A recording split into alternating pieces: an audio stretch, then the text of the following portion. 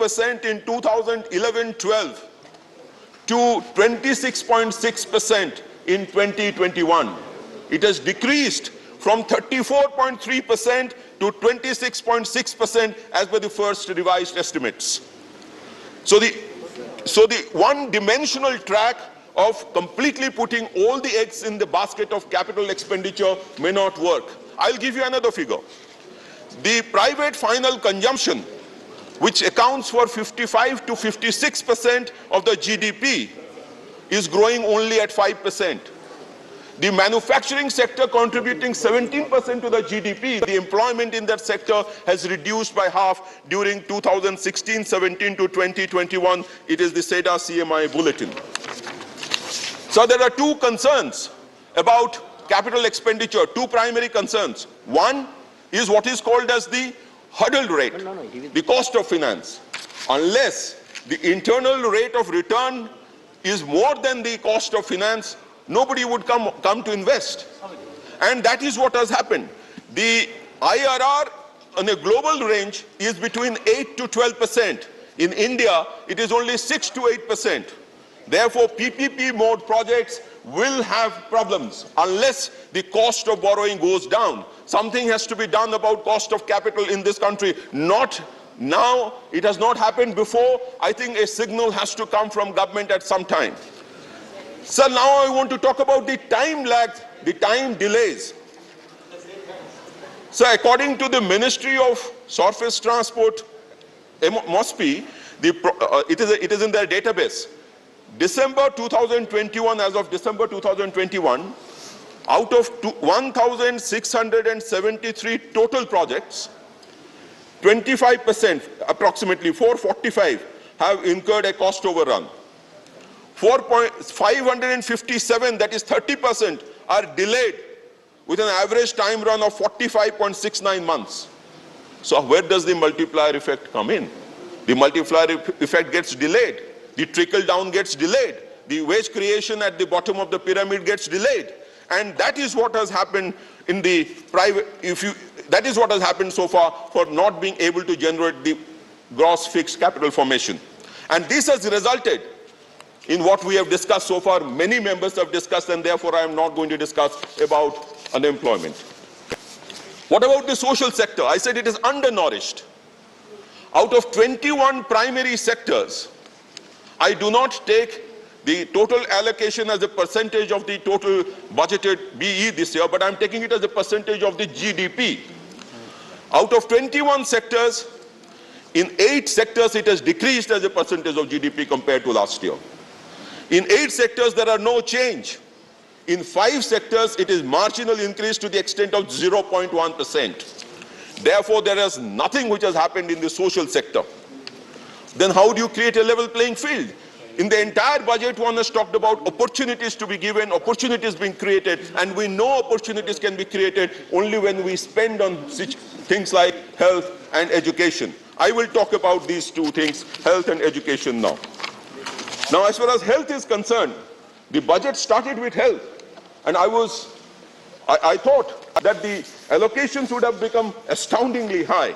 Currently, if we look at the allocations in health, it is 0.33% of the GDP, which is less than the last year and less than or even almost equal to the last year before last. We currently have 1 bed per 1,000 people against global average of 2.9. We are lower than even the BRIC countries. We have 1 doctor per 1,500 when the requirement is per 1,000. We have 1 nurse for 670 when the requirement is 1 nurse per 300 as per the 15th Finance Commission report. So the investment in health is definitely required. I look forward to it, and I think there is still some way in which we have to get investment into the health sector in this country, particularly the primary healthcare sector. The Standing Committee had also suggested investment in primary healthcare to be requiring a push, a definitive push. Now I talk about agriculture. Now if I talk about agriculture, I would like to say that unless the Swaminathan Committee report is implemented as has been demanded by Honorable Chief Minister of Orissa several times, the farmers' income probably cannot get doubled. In fact, the budget doesn't talk about doubling of farmers' income as of 2022 at all. The procurement has decreased from 126 to 120.8 metric ton. Number of farmers who have been benefited has decreased from 19.7 million to 16.3 million. The reduction in the price support schemes, which does the procurement, is to the extent of about 62%. Okay. At a time when we are talking about empowering the farmers, increasing their income, the procurement allocation has come down, and it is a matter of concern. What is also a matter of concern is the fact that agricultural investment fund, in which 1 lakh crore was supposed to be spent in 6 years, after 2 years, the spending is 6,627 crore only, that is approved. Spending is a mere 2.6%, 2,654 crore. So at the rural economy level, at the agriculture level, there is tremendous amount of distress. Please conclude, Dr. Ji. Finally, I will end by talking about... Your last minute. 1 minute, yeah. Finally, I'll talk about federal equity. Now, if we talk about federal equity, the amount of resource allocation to the states, as Honorable Prime Minister said yesterday, it is in the states' development that the development of the country can take place.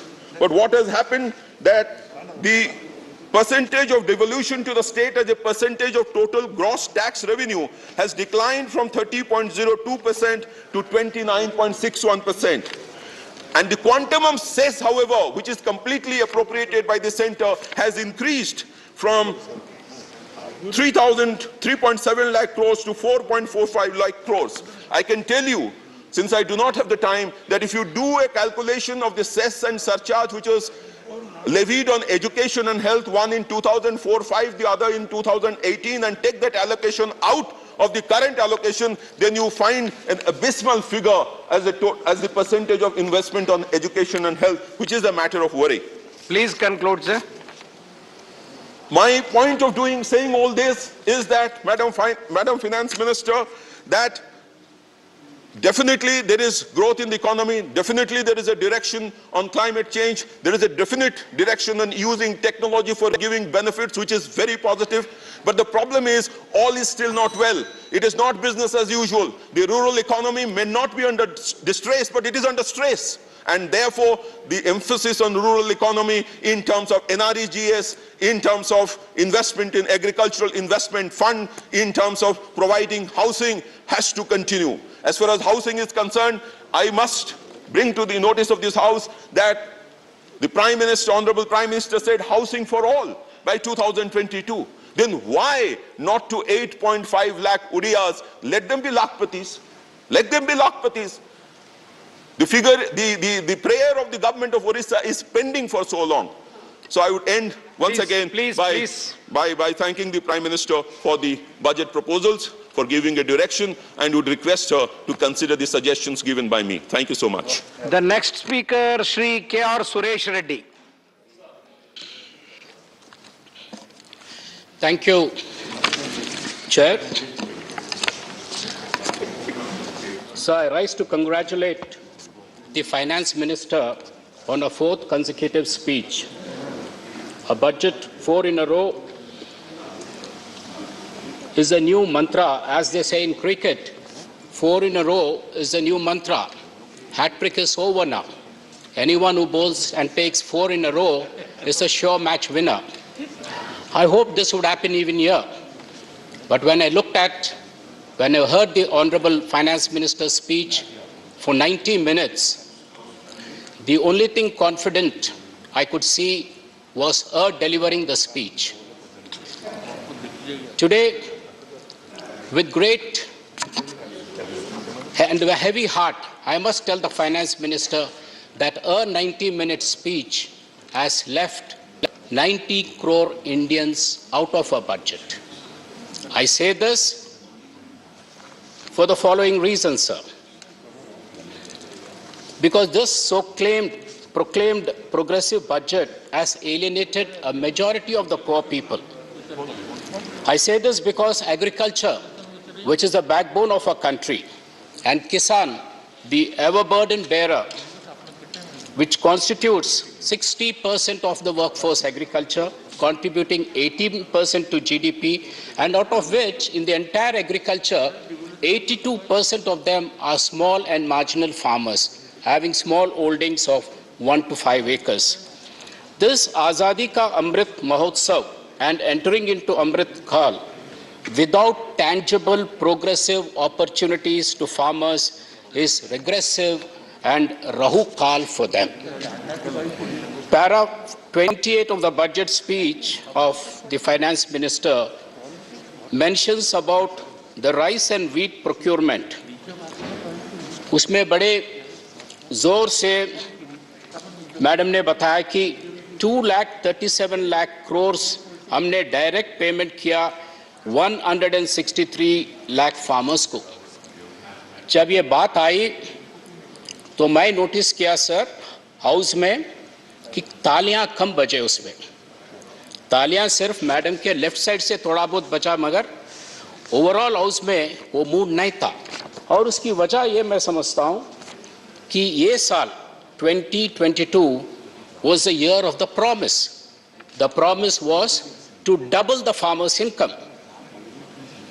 इसका मतलब ये है कि तालियां ज्यादा बजते थे अगर आपके अनाउंसमेंट में इंस्टेड ऑफ 2,37 लाख करोड़ अगर आप बताते कि हमने 4,74 लाख करोड़ हमने किसानों को ट्रांसफर किया, तो बात होती थी कि भाई हमारा इनकम डबल हुआ।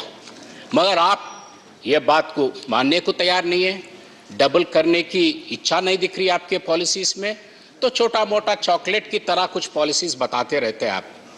फॉर एग्जाम्पल आपका प्राइम मिनिस्टर किसान प्रोग्राम, तो उसमें आप बताए कि हम 70,000 करोड़ फार्मर्स को जो है सो हम बांटे, और इसको कहते हैं डबलिंग द इनकम। तो नहीं होता, ये अश्योर्ड इनकम है।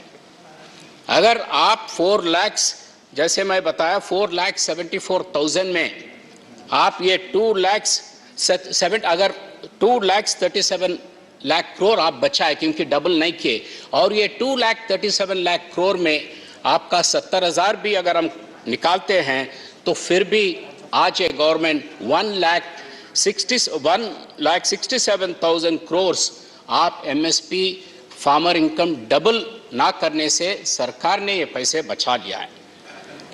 सर अगर आप कहते हैं कि भाई एमएसपी हम तो कुछ बढ़ाते गए, तो आप देखिए एग्रीकल्चर का जो इनपुट होता है किसान का, वो भी वही अंदाज से और ज्यादा अंदाज से बढ़ गया है। आप इसके साथ साथ प्रोक्योरमेंट में 10,000 करोड़ इस साल आप कम कर चुके हैं। आपका रीसेंट प्रोक्योरमेंट पॉलिसी जो हमको तेलंगाना एक उदाहरण है कि पैडी प्रोक्योरमेंट में किसान को, तेलंगाना सरकार को कितने कठिनाइयां आपने करवाया कि भाई we had to come with a begging bowl, chief minister had to come, request the government, pleading the government, half the cabinet was here, entire MPs were camping here, most of the MLAs were here, just requesting the government कि भाई आप हमारा produce लेंगे नहीं लेंगे, रबी में आप लेंगे नहीं लेंगे। तो आपका पॉलिसी इतना वेग है कि हमने पूछा कि रबी का प्रोक्योरमेंट आप लेंगे, तो आपने बताया कि आज नहीं, हम मार्च में करेंगे अनाउंसमेंट। जब किसान का काम शुरू होता है दिसंबर में, आप मार्च में बताने की बात, ये आपका किस तरीके से आपका पॉलिसी है, किस तरीके से किसान खेती को आप देखते। एक छोटा सा मिसाल है, ये कोई स्विगी सर्विस नहीं है कि जब भूख लगा जब खाना मंगाया आप, क्योंकि किसान को तो टाइम लगता है। ये दिसंबर से लेके मार्च अप्रैल तक ये काम चलते रहती है, और उसका जो है सो आई फील वेरी अनफॉर्चुनेट कि भाई इसमें किसान को ये तकलीफ उठाना पड़ा। सब एक असेसमेंट हुआ था, situations assessment survey of farmers, उन्होंने बताया कि आज के हालात में जो खेतीबाड़ी करता है उसका 40% आमदनी और कम होते जा रही है। और देखिए लाठी पे लाठी किसान पे, इसके साथ साथ और क्या हो रहा है, आपका फर्टिलाइजर सब्सिडी आप कम कर दिए, आप करीबन 35 to 40,000 करोड़ आप इस बजट में कम कर चुके हैं।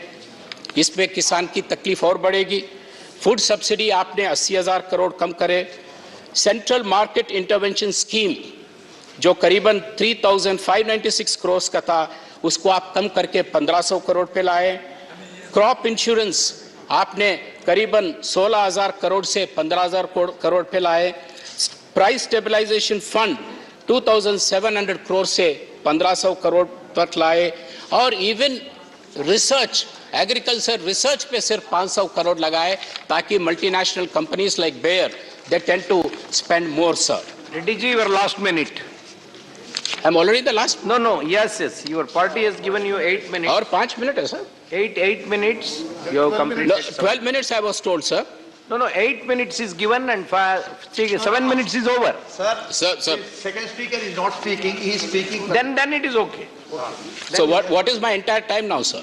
I'm Now doing- another 8 minutes you have. Another 8 minutes. Thank you, sir. Sir, इसके साथ साथ मनरेगा का डिमांड बढ़ रहा है, बट आपका बजट एलोकेशंस कम हो रहे हैं, sir.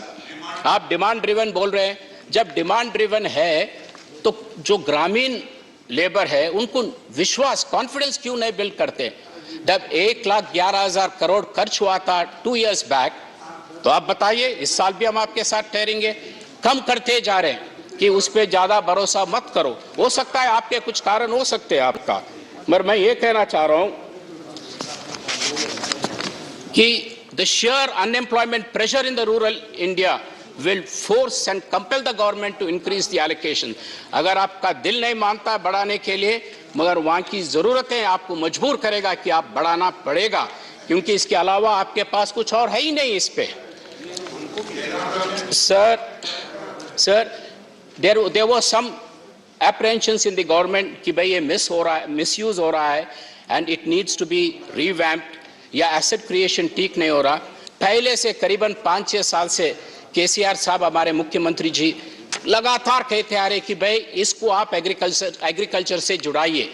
Linking up with agriculture will create some relief for the farmer.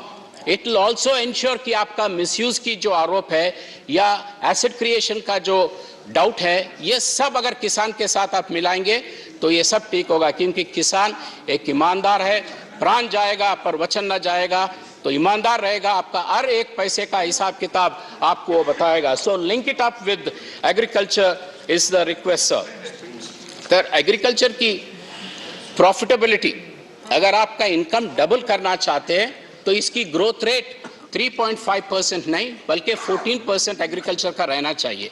14% हो रहा है। Telangana is an live example. Telangana agriculture is growing at 14%. Here, overall, it's going at 3.5%. And unless you bring it to a reasonable height, the doubling of incomes will only be a mirage, will only be a dream, sir. इसीलिए आज तेलंगाना में जो पहले तेलंगाना बनने से पहले आम labour किसान जो दुबई मस्कट नौकरी के लिए जाते थे, वो सब वापस आ रहे। आज आराम से, सुकून से उनकी खेती बाड़ी की काम हो रही है और गाँव में बिल्कुल nice livelihood is given to them and a brotherhood is spreading, sir. So, para 30 to 35 of the budget speech, the finance minister talks about a lot of private participation in agriculture, private agri-tech players, PPP mode, financial startups, money creation of unicorns.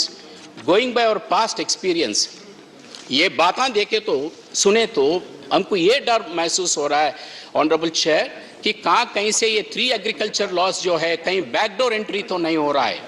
तो इसीलिए this is an apprehension we need to clear, क्योंकि the slow recovery in consumption is the reduced profitability of agriculture. We squeeze the reduced incomes and demand. The evidence is very clear.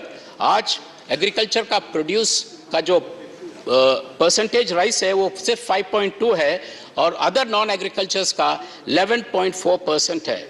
और ये मनरेगा का demand बढ़ने का वजह ये है क्योंकि एग्रीकल्चर में मुनाफा नहीं है, एग्रीकल्चर लैंड ओनर भी लैंड लेबरर बन रहा है। This is a small example. और मैं इस माध्यम से फाइनेंस मिनिस्टर से रिक्वेस्ट करूंगा कि आप इस देश को, you have to assure the country, you have to assure the farmers that MSP will remain और इस आप आज़ादी का अमृत महोत्सव पर आप ये भी बताइए, आप कहीं आपके प्लान्स बताए, उसमें एक जो है सो MSP रहेगा and MSCP will continue to stay. Sir, after agriculture, the next biggest employment creator is MSME. और MSME के बारे में काफ़ी बातचीत हो रही है. सिर्फ एक दो बात मैं यहाँ दौड़ाना चाहता हूँ कि भाई ये करीबन 6.3 करोड़ MSMEs इस देश में हैं और आप दो इसके ऊपर धक्के पे धक्के गिरे, एक मैन मेड और एक जो है so natural calamity. Man made था आपका डीमोनेटाइजेशन और आपका GST.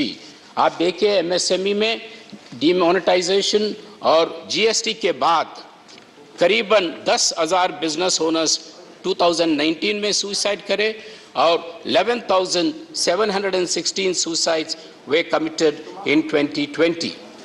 And the biggest impact of your demonetization as per RBI was on MSME was the demonetization. और आप जो भी remedial steps लिए हैं वो लेट थे और कम थे. अब आप पैंडेमिक के बाद आपने कुछ बताया कि भाई हम इंटरेस्ट लोन विदाउट कोलैटरल देने के वायदा किए, but my request is you have to look at the waiver of interest. जब फैक्ट्रीज बंद थे, एक साल बंद थे, तो उनके ऊपर इंटरेस्ट जो है सो बढ़ते गया, वो आप निकाल दीजिए. और उनके ऊपर फिक्स पावर कॉस्ट था, कारखाना चला या ना चला मगर उनका बिजली का बिल आते गया, वो उसको आप जो है सो ऑब्जर्व करिए. This will be some relief. और MSME के साथ हॉस्पिटैलिटी सेक्टर में भी आपने ये बताया कि भाई हम कुछ पैसे देंगे. Hospitality sector also contributes a lot to the GDP, so why don't you take it as an infrastructure? The facilities given to infrastructure, long-term learning, etc., should be given to these MSMEs to this hospitality sector as you've been giving it to the other infrastructure sector.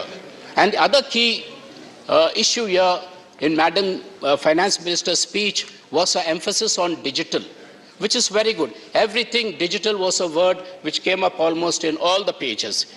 And we appreciate it. Definitely, we change with the times, and you have to. But my agony is, if the same analogy, if the same principle, if the same policy was adopted way back in 2014 or 2015, things would have been much, much better for the country. And a small example for that is the ITIR, the Information Technology Investment Region, which was sanctioned to Hyderabad. You kept it on hold. It was a major, major boost for the country. It was a very creative investment idea where, Chairman Sir, it would have fitted into what you call it, your ecosystem, because Hyderabad was also a non-seismic region, less earthquakes. तो उससे अच्छे बड़ा जगह हैदराबाद से जगह बहुत कम है हिंदुस्तान में जहाँ ऐसे इंडस्ट्री सेट कर सकते हैं, मगर आप कुछ नहीं कर सके. ITIR में काफ़ी आपने लापरवाही की, उसकी वजह से करीबन 53 plus 15, almost 70 to 75 lakh jobs have been lost in the last 5-7 years. So this is something, and of course, not to mention about the revenue and other issues. So when yesterday the Prime Minister, when he mentioned about the bifurcation of AP and Telangana, probably this was something playing in his mind. This is what seems to be coming out, because what was mentioned by the Honorable Prime Minister yesterday, sir, it is something very, very disturbing for the people, because it is through a lot of struggle. One of the biggest struggles ever witnessed in the history of India was the bifurcation of Andhra Pradesh. Under the leadership of our Chief Minister, KCR Garu, we went through 14 years of struggle to eventually get it. Agar House mein Telangana ka bill pass hua, to pass hua, kyunki House is supreme. Nobody can question the authority of the House. Nobody can question the authority of the chair. Not even the Prime Minister can question the authority of this House, sir. But yesterday, he raised it. Agar aapko takleef hua, bifurcation mein, main पूछना चाह रहा हूं कि कितने बार वो reorganization bill यहाँ पे amendment को आया है? Did you make any amendments in the last 8 years? The demands from Telangana, the demands from Andhra are continuously coming up. But still, You refuse to refer it. You refuse to chair even a single meeting. और वहाँ पे क्या हो रहा है, sir? Please conclude, sir. Sir, just 1 minute. So this is an important Time is thing. over. I'll just 1 minute. So I'm concluding with one last thing. मैं तो काफी पूछते गया, तो एक छोटा सा मेरे को एक WhatsApp का फॉरवर्ड याद आता है कि एक नेता ने अपने दोस्तों को 8-10 लोगों को अपने घर पे चाय पे बुलाया और बोला भाई मेरे घर में सबसे अच्छा चाय बनती है। तो सबने गए 10 लोग उम्मीद में कि अच्छा चाय मिलेगा वहाँ, और जब घर गए और उनके बावर्ची को बोले भैया चाय बनाओ, तो उन्होंने कहा सब 130 सेकेंड्स और चीनी नहीं है। तो उन्होंने कहा कोई बात नहीं चाय लाओ, और चाय आ गया। तो वो नेता ने कहा देखो भाई ये स्पेशल चाय है मगर इसमें एक कप में चीनी नहीं है, शुगर नहीं है, जिसको भी वो कप आएगा वो सबको आज रात में भोजन पे ले जाएगा। तो 8-10 लोग जितने भी बैठे वो सब ने कहा कि बहुत अच्छा है, बहुत अच्छा है, किसी ने भी कम नहीं किया। तो मैं भी यही कहूंगा कि very sweet budget but do justice to our region. Thank you so much, sir. Thank you. The next speaker, Shri Vijay Reddy. Thank you, Vice Chairman, sir. We should appreciate the Honorable Finance Minister for presenting this budget in most difficult and trying times. Initially, sir, we all thought that it would be, Honorable Finance Minister would submit the budget for UP and Punjab. However, as the budget speech of the Honorable Finance Minister went on, and it was nobody's budget, no one's budget. And I can confidently say that it is a stylish budget with no substance. I'm sorry to say that. Sir, to put it in a different words, it's a budget like an operation successful but patient is dead. This budget may be a good budget for the country according to the Honorable Finance Minister, but for AP it is bad and worst. Sir, my point is Atmanirbharata of the states.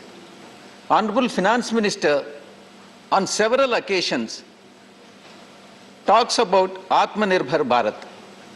But I am asking Madam, what is Atmanirbharata of the states?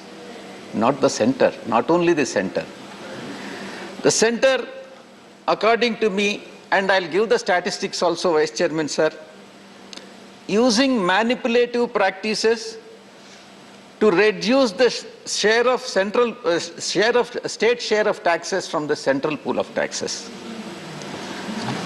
Sir, center has deliberately I'm using the word, increasing the cess and surcharges in its gross tax revenues, which is not shared with the states. Sir, it has been brought down. The state's share has been brought down. In reality, though the 15th, according to the Honorable Finance Minister, the 15th Finance Commission has recommended 41%. In reality, the real percentage works out to 29%. I can give the figures also, sir. It is not 41%. It is because of cess and surcharges. And I'll give petrol as an example. The central government has collected 3.35 lakh crores by way of cess on petrol, shared just 5.8% of it, that is 19,475 crores with the states. What is shared with the states? In the case of petrol, is only 5.8%. Out of 100 rupees, 5 rupee 80 paisa. Sir, by increasing Honorable Finance Minister has coined a special word, apart from cess and surcharge. Special additional excise duty. This is nothing but cess and surcharge. By increasing the special excise additional duty, nothing but cess, the center has pooled 2.87 lakh crores from which the states are not getting a single rupee, not a single rupee. This is the situation. Sir, the share of tax component in the excise duty, which is shared with the states, has decreased by 40% in the case of petrol and 59% in the case of diesel, sir. Sir, at present, I have a statistics which I would like to, the Honorable Madam is present. Sir, in the case of petrol, let us presume that the cost of the petrol is 100 rupees for the sake of brevity. Basic price is 45 rupees. Basic excise duty is 1 rupee 40 paise. And special additional excise duty is 11 rupees. Out of 11 rupees, nothing goes to the state. Nothing. Not a single rupee. Road and infrastructure cess, 18 rupees. Nothing goes to the states. Agricultural infrastructure and development cess, 2 rupees 50 paisa. Nothing goes to the states. Dealers commission, of course it goes to the dealers.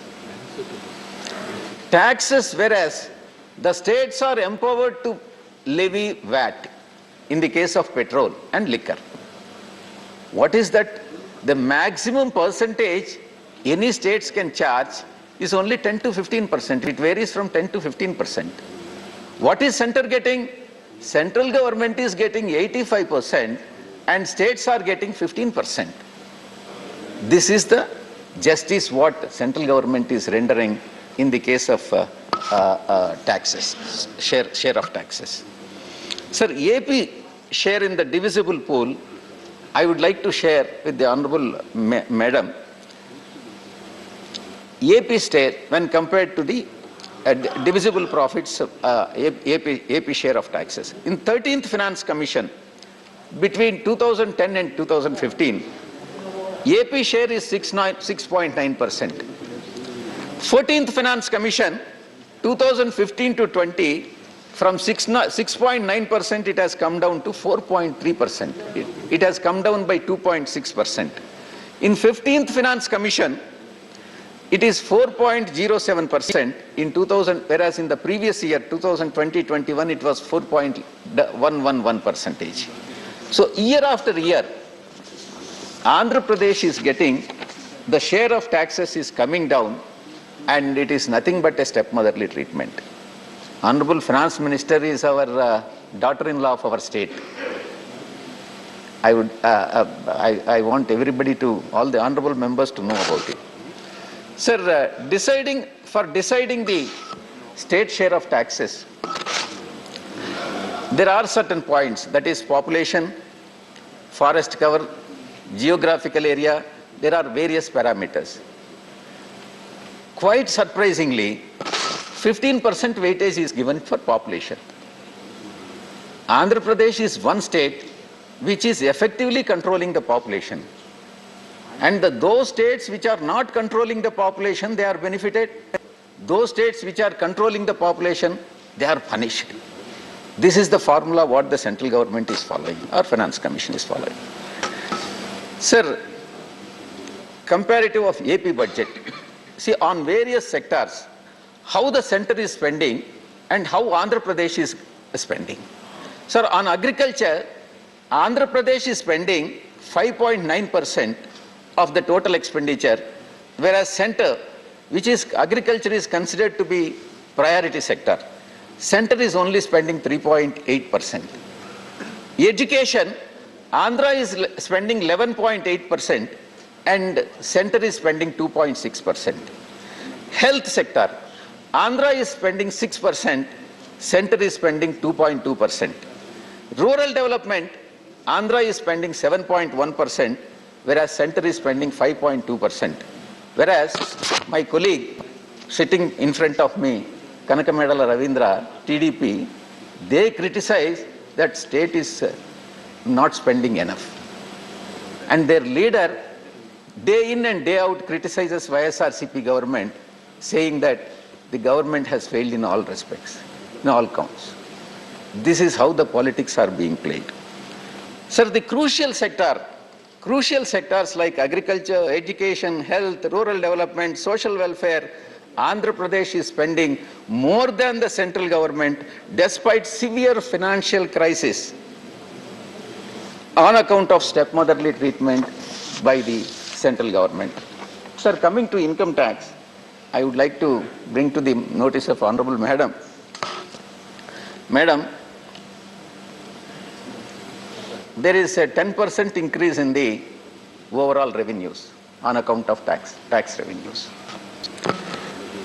Madam, the tax exemption limit, when you came to power in 2014, was 2,50,000. And now, from 2014 to 2022, what is the inflation? Cumulative inflation is 48%, sir. Whereas, basic tax exemption limit remains the same. And I request the Honorable Madam to link this minimum tax exemption limit with that of inflation rate. Sir, with inflation reaching all-time high, but tax rates remain the same. This is the pathetic situation. And I request the Honorable Madam to further rationalize it and inflation be adjusted, again adjusted IT deductions and exemptions. Madam, there are certain difficulties, because I am also taxpayer and chartered accountant, there are certain difficulties that are being faced by the assessees. One is, there are 5 tedious documents which one has to collect in order to file the tax returns. One is Form 16 from the employer. Second is for interest income TDS certificates in Form 16A.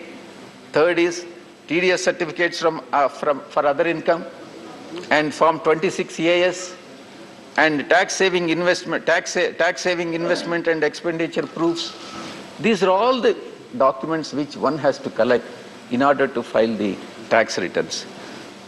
My suggestion in this regard is consolidate multiple compliances across various forms into single ITR form.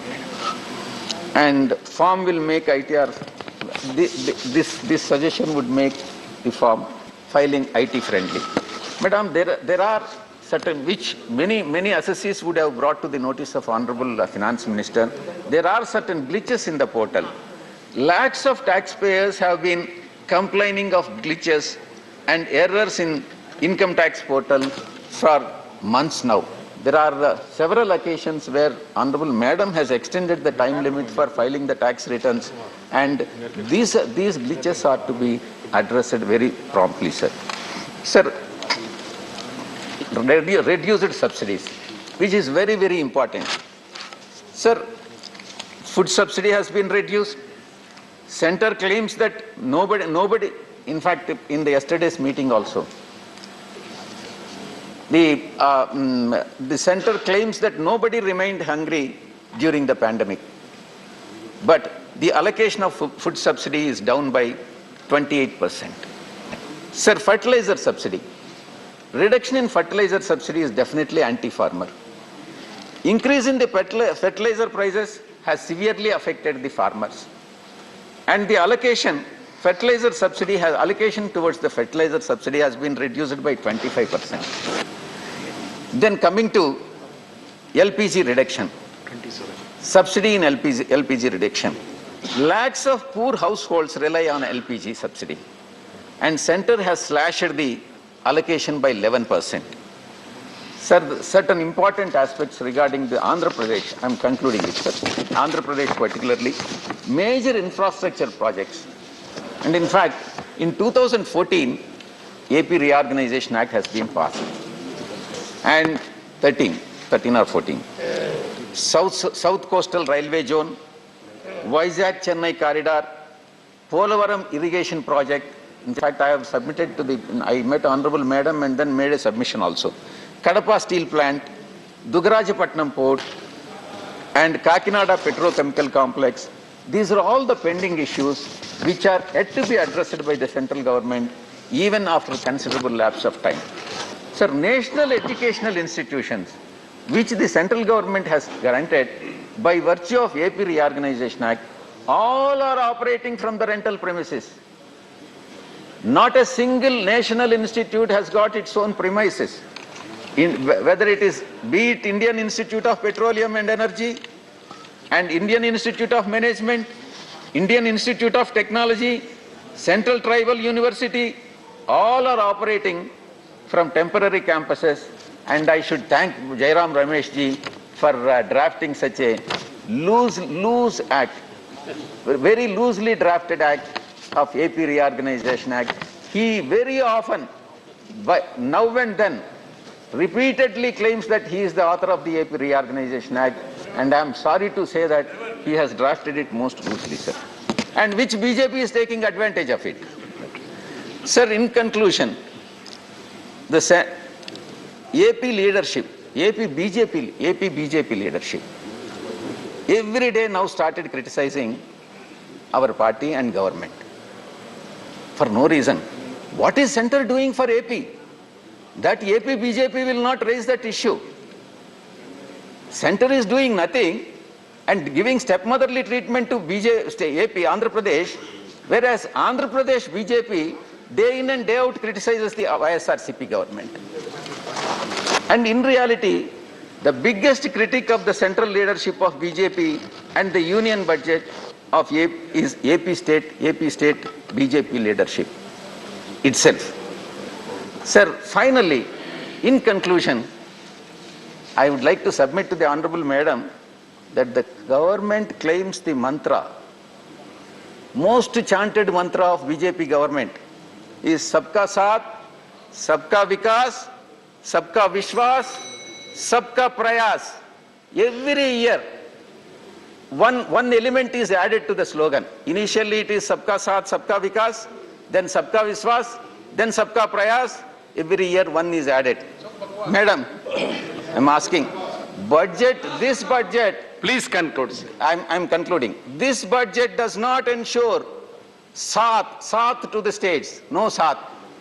This budget does not ensure Vikas to the states. This budget not taken the states into Vishwas. No Vishwas on the states. This budget does not ensure supporting the prayas of the states. No Saath, no Vikas, no Vishwas, no prayas. Thank you very much, sir. Thank you for giving the opportunity. Thank you, sir. Thank you, Vijay Reddy ji. Now, the next speaker, Srimati Jarna Das Baidya. Madam, you have 7 minutes. Yes, sir. Thank you, Honorable Vice Chairman, sir.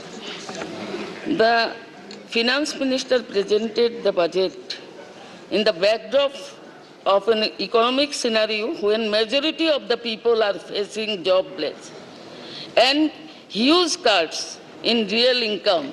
GDP in current financial year is estimated to marginally cross the pre-pandemic levels.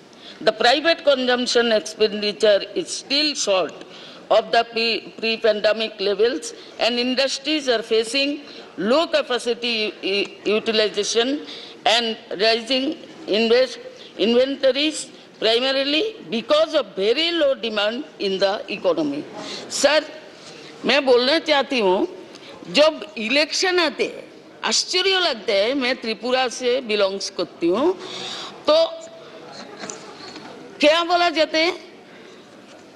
वो jobless जो youth है, उसको एक mobile number दिया गया, बोले miss call करने से नौकरी मिल जाएगा, लेकिन इलेक्शन के बाद जब मिस कॉल किया तो अब क्या है, इस नंबर से बोलते ये नंबर मौजूद नहीं है, ये नंबर गए।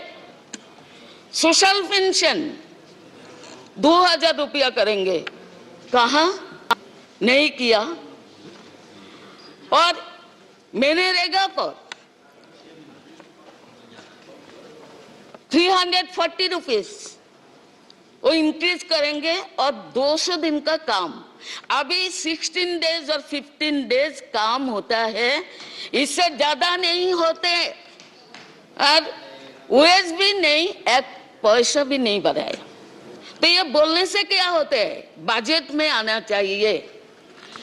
सर, जो मनरेगा पर इस बजट में हम लोग देखते हैं expenditure bye 25,000 crores in MNREGA and reduce food, fuel and fertilizer subsidies and also in allocation in health and rural development. Sir,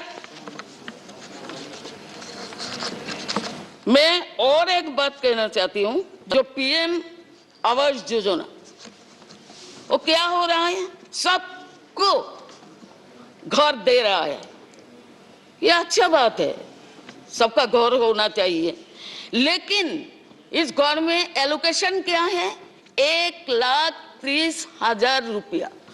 इसमें क्या होता है? ब्रिक फील्ड में कभी गया है?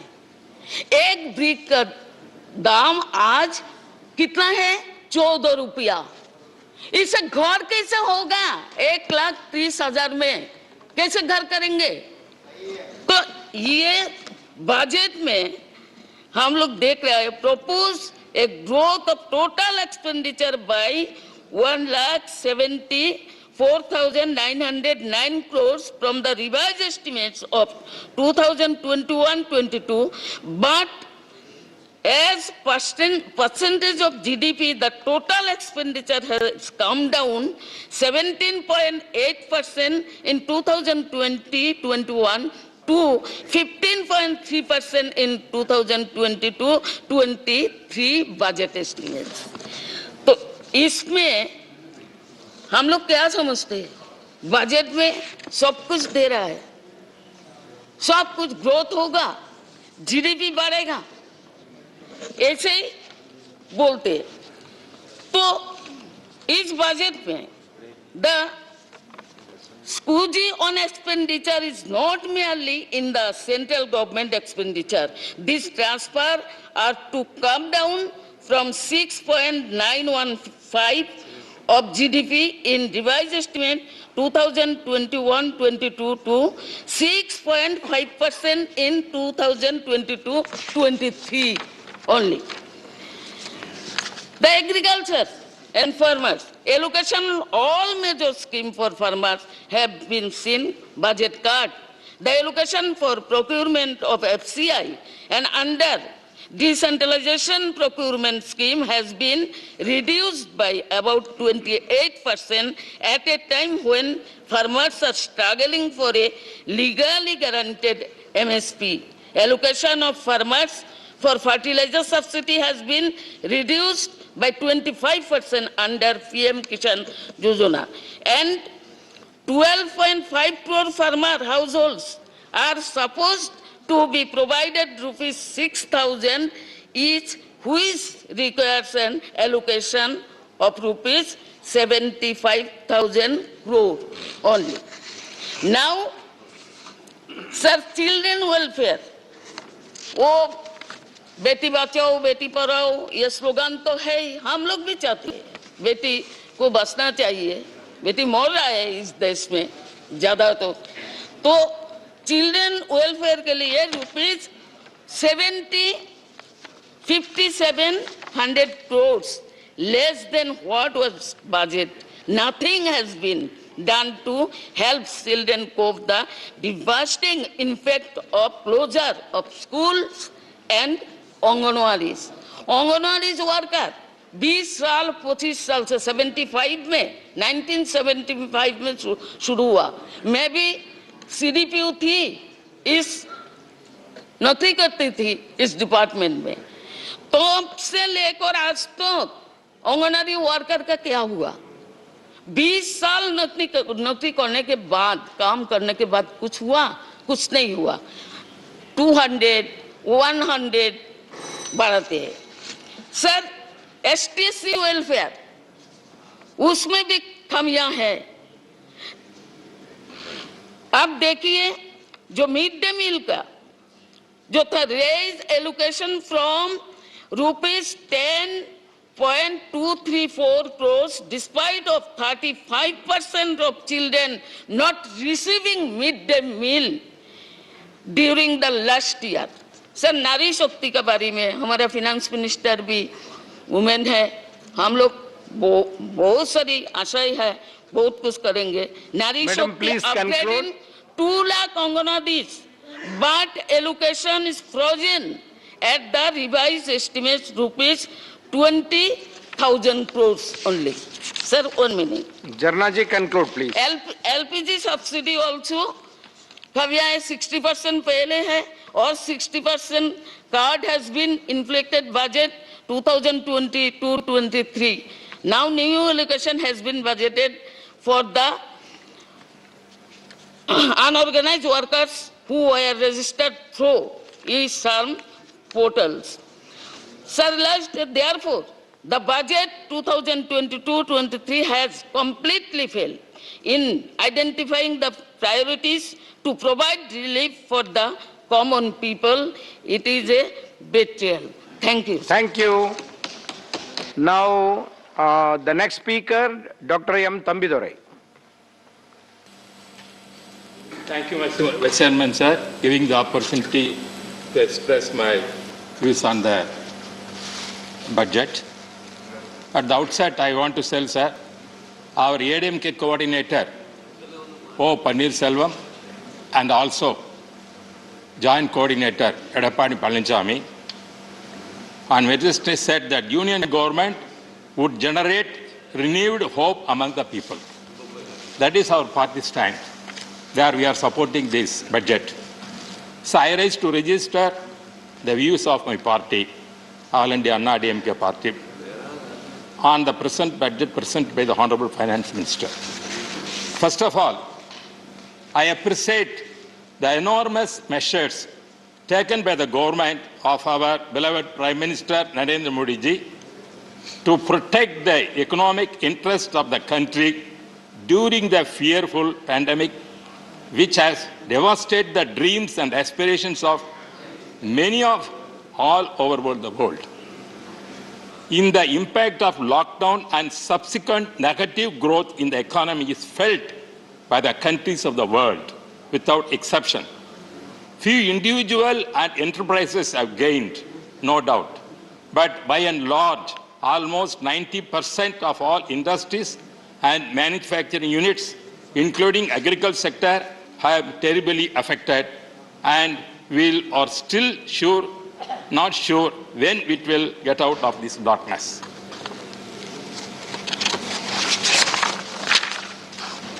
So in spite of gloom and despair all around us, the government of Honorable Prime Minister Modi had reasonably done well in safeguarding our economy. My heartiest congratulations for what have been done and best wishes for the more power to the Prime Minister. Coming to the budget 2022-23, I am come across a survey conducted by independent services involving more than 40,000 respondents residing in 342 districts of India. The survey has indicated that 20% of citizens are thrilled with the budget and they see many benefits ranging from infrastructure growth to boosting spending and creating employment.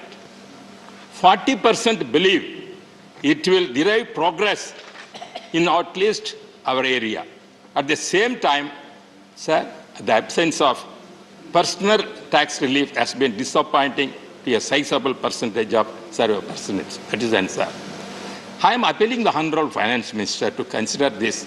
As our lady also said, speaking, this inflation is more, but our the income tax that when we are charging is still we are continuing that. Well, if you, madam, if you allow, give more concession, the consumers, the taxpayers, definitely they will spend money that will circulate in the growth, definitely. Therefore, you have to take the opportunity to give, see, that exemption must be, that tax rate, that level has to be increased, that personal tax. Sir, and also, the Finance Minister has said in the budget speech that the productivity-linked incentive in the sectors for achieving the vision of Atma Nirbhar Bharat has received an excellent response. Madam Nirmala Sitharaman mentioned that there is a potential to create 60 lakh new jobs and an additional production of rupees 30 lakhs crores during the next 5 years. I earnestly hope that ambitious plan comes true. India is now the factory of the world. India is now the laboratory of the world. India is now the hub of the young in the world. More than 50% of our population is young population. We have to make use of this wonderful resource which most countries do not have. The resource of human power is more important. Our young generation is getting good education, great mobility, and above all, our youth are full of aspiration and dream to have a better tomorrow for them and to their family. Hence, I please make sure that you are complete your target of 60 lakhs of new jobs. Create new mechanism to find jobs opportunity for our youth all over the world. It is not a brain drain by conquering. The world is through our skilled labor. Sir, I would like to specially mention about the Prime Minister Gati Shakti, the 7 engines you have identified, namely roads, railways, airports, mass transport, waterways, and logistic infrastructure are the need of not only today's, but India, also tomorrow's India. With effectively and timely implemented, these 7 engines of Prime Minister Gati Shakti will transform our economy. They will provide seamless multi-modal connectivity and effective logistics which India is badly need of. Sir, our finance minister is very thought of presenting the budget. Even though there are elections in the different states, it's not tempted her. Here she is come forward to put a realistic budget. As our Reddy said previously, she is the daughter-in-law of Andhra Pradesh, but she is daughter of Tamil Nadu. I think definitely she will help more Tamil Nadu, giving more schemes. That is my expecting that way. That is there. I think our budget will at least come. Sir, Finance Minister has announced that 7 lakh crore in capital expenditure and increase of 35% to bring the flagship economy back to the pre-pandemic level.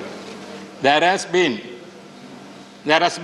some attempt to assure farmers by committing rupees 2.37 lakh crore to produce wheat and paddy from 16.3 million farmers. The perennial problem in India is implementation. Large sums are allocated and grand schemes are announced, but they do not get spent as budgeted.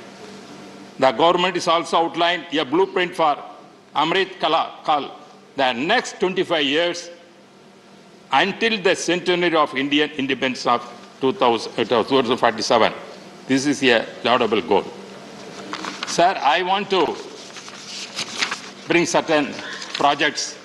For example, the Modi government has been working with the different models of public-private sector partnership and is constantly reviewing model concession agreements for the various modes of road construction of PPP. I was also Transport Minister, sir, Vajpayee government on this subject. But I am requesting Honorable Finance Minister to see that Tiruchirappalli, Karur, Coimbatore has maybe linked through 8 ways. That project is conceived already. Because when you are coming roads like that, the Tiruchirappalli connecting Coimbatore, you make 8-way road.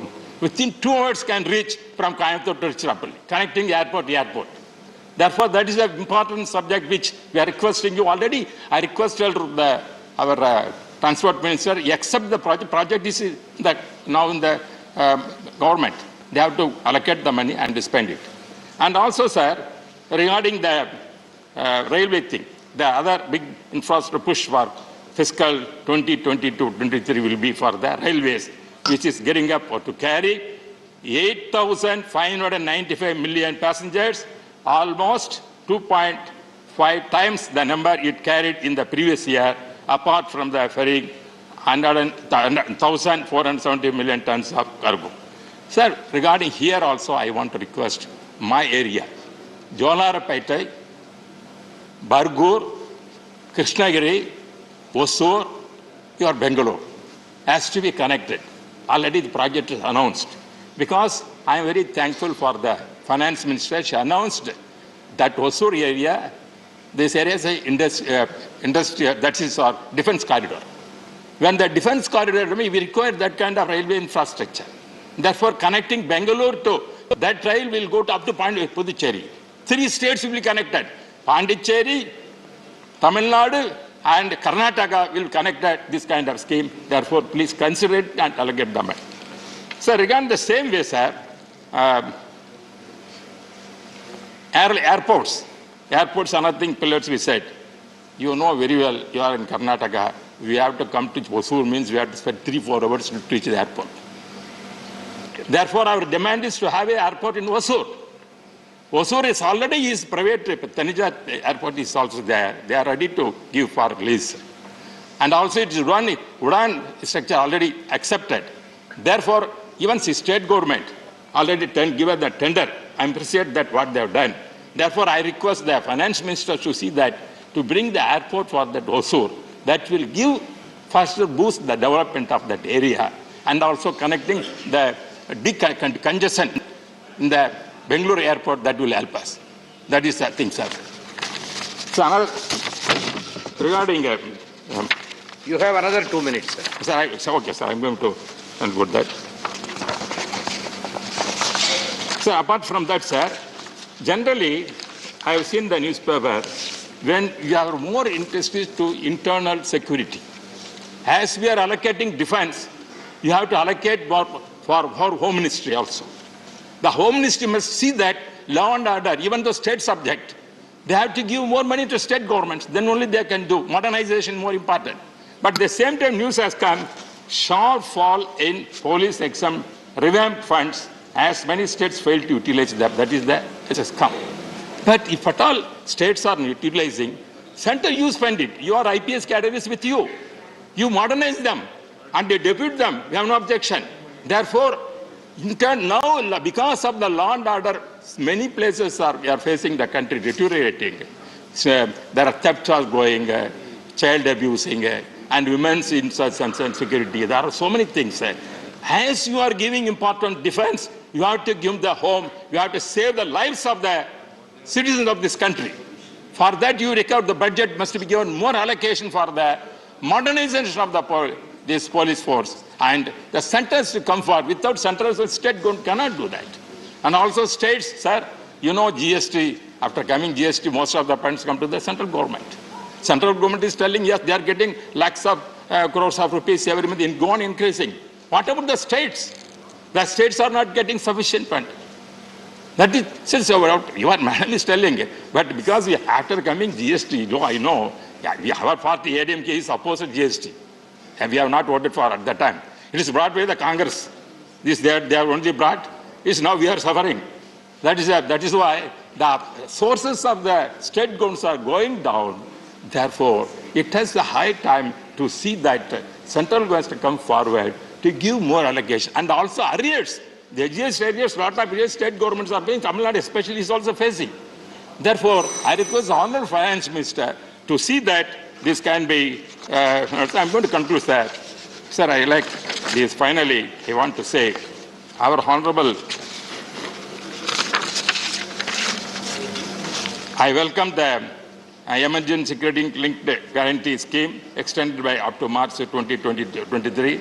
The 2 lakh crores additional credit for MSME is very much needed during the pandemic situation.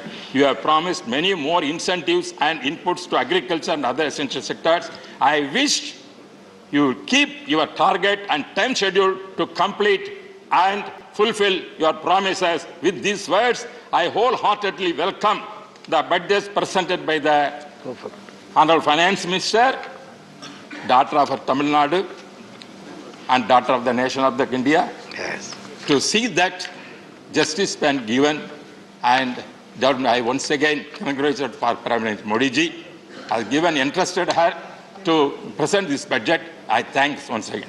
Thank you, Tamidore ji. The next speaker, Shri Sukram Singh Yadav.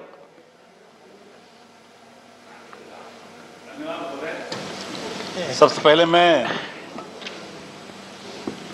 धन्यवाद दूंगा माननीय finance minister जी को, जिन्होंने इस देश के budget को पेश किया और एक महिला के रूप में पेश किया। इसके लिए बधाई के पात्र हैं। जहाँ तक मेरी जानकारी है कि जब एक महिला बजट पेश करती है तो उसकी तरक्की घर में भी होती है और घर से बाहर भी होती है। मुझे ये भी मालूम है कि इस देश की महिला वित्त मंत्री आगे देश की प्रधानमंत्री बनी, ऐसी जानकारी मेरे पास भी है। मेरी शुभकामनाएं उनके लिए। महोदय, बजट जो पेश किया गया है उसके बारे में मुझे कहना है कि इसमें हमारी फाइनेंस मिनिस्टर जी ने किसानों के बारे में दो चर्चा की है। ये सही है कि जैविक खेती को बढ़ावा देंगी, ये अच्छी बात है। और उसी के साथ साथ उन्होंने कहा जो ड्रोन से जो खेती होगी उसमें भी इसका लाभ किसान को मिलेगा। लेकिन हमारा देश कृषि प्रधान देश रहा है और इसमें शिक्षा का अभाव रहा है। आज गांव के लोग ड्रोन से खेती करने में कैसे करेंगे, कैसे देखेंगे, उनको क्या उसको लाभ मिलेगा, शिक्षा का अभाव है। इस कारण उनको कैसी जानकारी होगी। मैं समझता हूं कि ये विषय मेरी सोच से परे है कि कैसे इसका लाभ उन्हें मिलेगा। जहां तक माननीय मंत्री जी ने किसानों को सुविधाएं भी बढ़ाई हैं, उसके लिए मैं धन्यवाद दूंगा। लेकिन तकलीफ इस बात की होती है कि इस देश में एक बड़ा किसान आंदोलन चला और किसान आंदोलन के बारे में कोई चर्चा नहीं की गई। जाने कितने हमारे किसान साथी इस दुनिया में नहीं रहे, उनका जीवन चला गया। लेकिन बजट में उसकी चर्चा कुछ होनी चाहिए थी, उन्हें कुछ सहायता मिलनी चाहिए थी, उसका अभाव मुझे दिखता है। महोदय, मैं एक बात और कहना चाहूँगा। इनकम टैक्स के बारे में बड़ी चर्चा थी कि इसमें कुछ इनकम टैक्स सीमा बढ़ाई जाएगी और लोगों के मन में विश्वास था हर बार इनकम टैक्स सीमा बढ़ती, इस बार भी बढ़ेगी। लेकिन लोगों को निराशा से हाथ लगी कि सीमा बढ़ी नहीं, लोग इंतजार करते रहे। जहां तक महामारी का प्रश्न है, भीषण महामारी में पूरा देश ने, पूरा विश्व चपेट में आया और इसलिए आर्थिक व्यवस्था चरमराई, हर देश की चरमराई, हिंदुस्तान की चरमराई, इसमें कहने में कोई संकोच नहीं है। लेकिन उसके आधार पर ऐसी योजनाएं बननी चाहिए थी ताकि उस अर्थव्यवस्था को हम ठीक कर सकें और भविष्य में उसका लाभ हमें मिले। एक बात और कही गई है, जो नई करेंसी चलाई जाएगी उसके बारे में, क्रिप्टो करेंसी और डिजिटल करेंसी। मैं समझता हूँ, मैंने जैसे पहले ही कहा कि हमारे देश के लोग में शिक्षा का अभाव है देश में, इसलिए जब तक हम शिक्षित नहीं कर पाएंगे लोगों को, इन दोनों करेंसियों का लाभ देशवासियों को नहीं मिल पाएगा। जहाँ तक मैं खेती के बारे में कहना चाहूँगा कि सबसे घाटे का सौदा किसानी है, खेती है। किसान जब खेत में काम करता है तो दिन रात मेहनत करता है, इसके बाद में भीषण ठंड में पानी लगाता है खेत में और भीषण गर्मी में फसल को काटता है, मारता है, तब जाकर कहीं उससे गल्ला निकलता है और गल्ले को बेच करके अपना काम चलाता है। लेकिन अभी तक ऐसी व्यवस्था नहीं कि देश में की गई ताकि किसान को जो उसकी आमदनी है, जो उसका श्रम है, श्रम की कीमत कहीं नहीं लगाई गई। मैं समझता हूँ दुर्भाग्य की बात है, हमारे देश में किसान के श्रम को बेकार समझा गया और उसकी कीमत नहीं लगाई जाती। जब तक किसान को उसके श्रम की कीमत नहीं लगाई जाएगी, उसके साथ नाइंसाफी होगी। इसी के साथ साथ मैं कहना चाहूँगा कि छोटे किसानों को लाभ देने की योजनाएं कोई नहीं रखी गई बजट में, वो आनी चाहिए थी। ये बड़े किसानों को लाभ बहुत योजनाएं रख दी गई। मैं समझता हूँ कि बजट में इसका ध्यान रखा जाना चाहिए था। जहाँ तक प्रश्न इस बात का है कि हमारे देश में हमारी अर्थव्यवस्था कैसे रास्ते पर आएगी, पहले भी फाइनेंस मिनिस्टर बहुत से लोग आए, उन्होंने इसके सुझाव अच्छे दिए। मैं समझता हूँ कि हमारी फाइनेंस मिनिस्टर इस बारे में सोचेंगी और अर्थव्यवस्था को पटरी में कैसे लाया जाए इस पर विचार करेगी। अब मैं अपने क्षेत्र के बारे में कुछ बातें कहना चाहूँगा। मैं कानपुर से आता हूँ, उत्तर प्रदेश में कानपुर है और कानपुर में मैं समझता हूं औद्योगिक क्षेत्र है कानपुर, लेकिन अब धीरे धीरे मैं समझ रहा हूं कि उद्योग धंधे बंद होते चले जा रहे हैं, कुछ कोरोना के कारण और कुछ महंगाई के कारण। जो हमारा कानपुर चमड़े के और कपड़े के उद्योग में प्रमुख माना जाता था, आज कपड़े वाला काम पूरा बंद हो चुका है। चमड़े वाली चर्चा अभी है कानपुर की, लेकिन उसमें भी जो बढ़ावा होना चाहिए था वो बढ़ावा नहीं दिया गया, इस कारण वो भी कार्य पिछड़ रहा है। दूसरी बातें मैं कहूँगा कि जो चिकित्सा का मामला है कानपुर का, चिकित्सा में ऐसे अस्पताल तो बहुत है, टीबी का अस्पताल है, हृदय रोग है, कैंसर का अस्पताल है, लेकिन कोई ऐसा अस्पताल नहीं है जो जैसा सारे सुविधाएं हो उसमें पीजीआई जैसा अस्पताल कानपुर में नहीं है। जबकि कानपुर आबादी के लिहाज से प्रदेश का बड़ा शहर है और मजदूर कानपुर में बहुत रहते हैं। उन सब के हिसाब से कानपुर में पीजीआई एमईआर जैसा कोई अस्पताल सुपर स्पेशलिटी का बनाया जाए ताकि कानपुर के लोगों को उसका लाभ मिल सके। ये बात मैं आपसे कहना चाहूँगा बजट के माध्यम से। और इसी के साथ साथ जो कानपुर देहात है, जो कानपुर नगर का ही अंग है, अब कानपुर देहात हो गया। कानपुर देहात में मैंने देखा कि मेरे सामने ही कानपुर देहात बनाया गया, लेकिन आज 32 साल हो गए कानपुर देहात बने हुए, ना नाम तय हो पाया उसका। नाम कई बार बना फिर बदला गया, आज उसका कानपुर देहात के नाम से लोग जानते हैं। और उसमें सबसे दिक्कत इस बात की है कि कानपुर देहात में उसका मुख्यालय नहीं था। माननीय मुलायम सिंह जी जब मुख्यमंत्री थे, उन्होंने आज से 32 साल पहले मुख्यालय बनाया माती में, लेकिन मुख्यालय तो बन गया, लेकिन जो सुविधाएं वहाँ होनी चाहिए एक जिले की, वो सुविधाएं आज भी वहाँ प्राप्त नहीं है। मैं समझता हूँ वहाँ पर सबसे बड़ी सुविधा रेलवे स्टेशन की नहीं है। रेलवे स्टेशन के नाम पर लालपुर है रेलवे स्टेशन, पुखराया है और रूरा है, लेकिन आज भी कोई भी ऐसा तीनों स्टेशनों में ऐसा स्टेशन नहीं है जिसको कानपुर देहात के मुख्यालय का रेलवे स्टेशन माना जाए। मेरी मांग है, चाहे रूरा हो, चाहे लालपुर हो, चाहे पुखराया हो, तीनों में से कोई ऐसा स्टेशन हो जिसकी घोषणा होनी चाहिए कि मुख्यालय का रेलवे स्टेशन ये है। ये पहली बात मेरी है। दूसरी बात मैं कहना चाहूँगा कि इसमें हमारे कानपुर में जिस प्रकार से एक टोल टैक्स पड़ता है 12 में, और 12 का टोल टैक्स जहाँ पे टोल टैक्स लिया जाता है वो 12 और कानपुर नगर और देहात की सीमा में पड़ता है। ज़्यादातर लोग कानपुर नगर में जो रहते हैं वो रोजगार के संबंध में, नौकरी के संबंध में कानपुर देहात आते हैं। उनको आने जाने में जो समय लगता है, उसी रास्ते में जो टोल टैक्स पड़ता है उससे प्रतिदिन उन्हें 150 रुपया देना पड़ता है। जब कानपुर नगर और कानपुर देहात दोनों की सीमाएं जुड़ी हुई है और उसी जिले से जोड़ तोड़कर कानपुर देहात बनाया गया है, इसके बावजूद भी उन्हें पैसा देना पड़ता है। इससे ग्रामीणों में बहुत रोष है। मेरी मांग है कि टोल टैक्स जहाँ लगा हुआ है, यहाँ पहले लगा हुआ था टोल टैक्स जहाँ वसूली होती थी, उसका सारे चेंज कर दिया जाएगा तो इसका लाभ कानपुर देहात और कानपुर नगर दोनों को मिलेगा। और कानपुर नगर से लोग आएंगे भी, उन्हें टोल टैक्स नहीं देना पड़ेगा। कानपुर देहात सीमा के बाहर लगा दीजिए, कोई दिक्कत नहीं, लेकिन ऐसी जगह टोल टैक्स लगा रखा है, टोल वसूली का केंद्र लगा रखा है, जिससे गांव के लोगों को जो आने जाने में है उनको असुविधा होती है।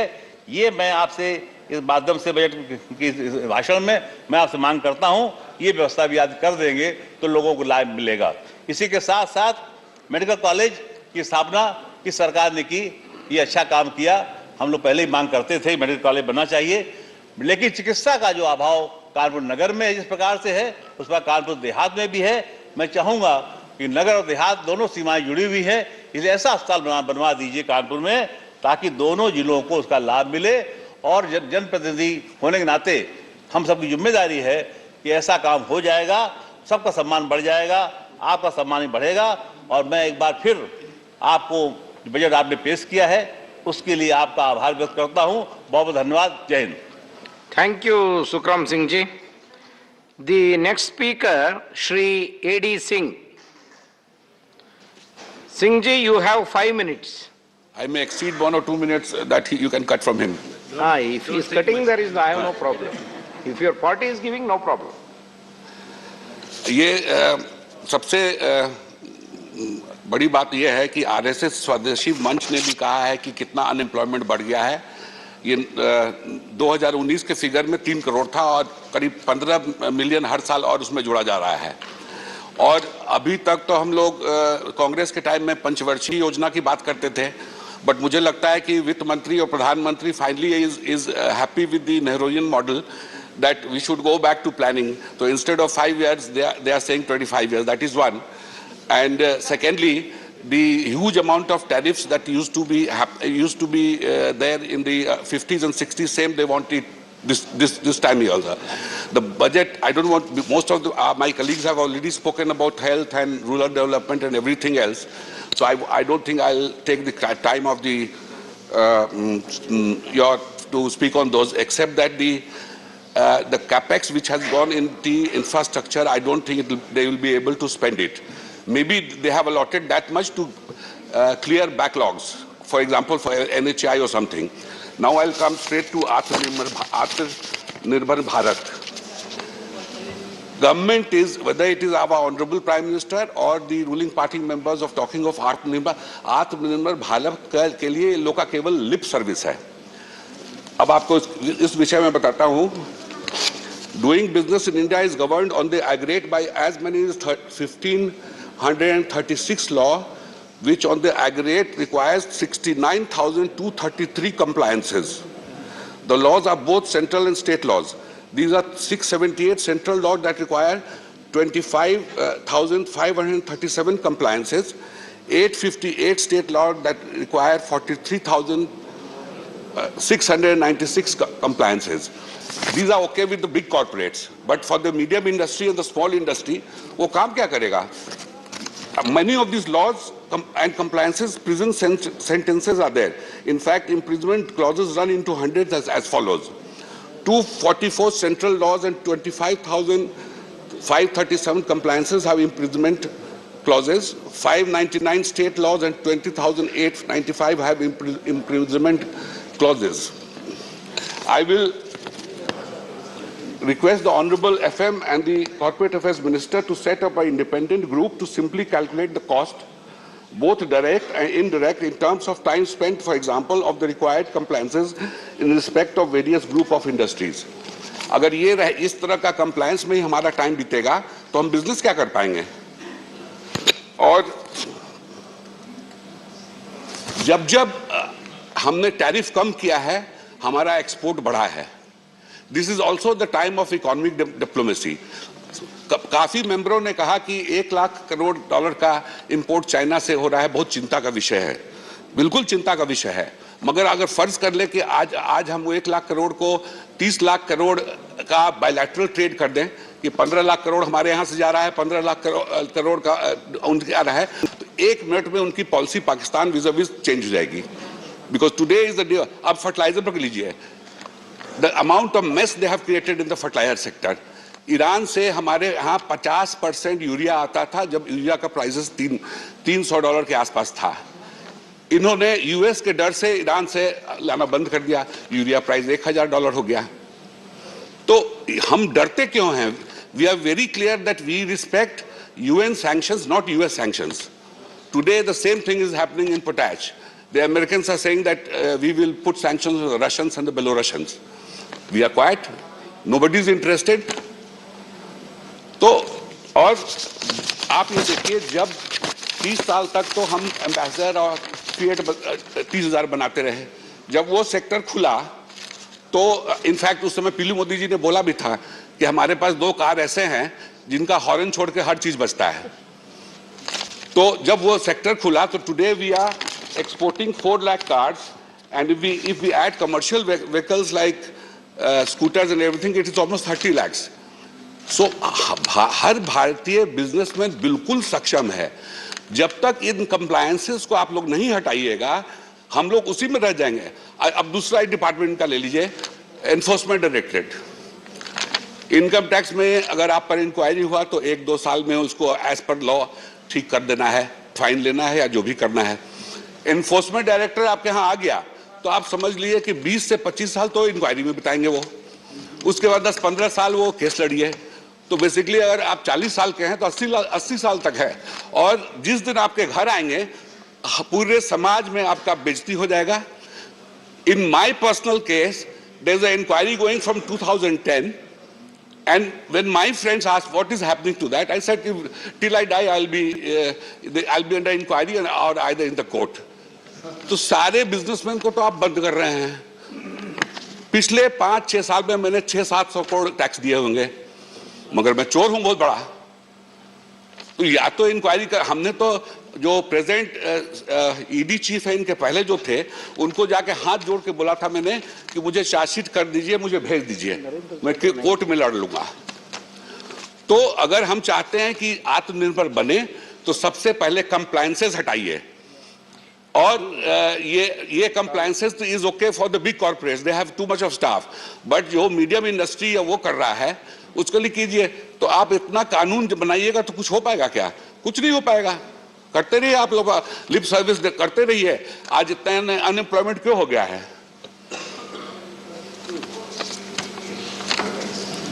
Conclude, Singh ji. Just give me 1 minute. I wish to make it that we are not going to become Atmanirbhar by erecting barriers around us, but opening up. In the 1990s, it was famously said that each time we reduced import tariffs, our export went off. We as businessmen are not scared of or shy away from competing with China or any other country. We will take them on. Just liberate us from the excess and excesses of domestic laws that divert our time and attention and resource from the business of doing business. Thank you very much, sir. Thank you, Mr. A.D. Singh ji. Now, the next speaker is Dr. Narendra Yadav.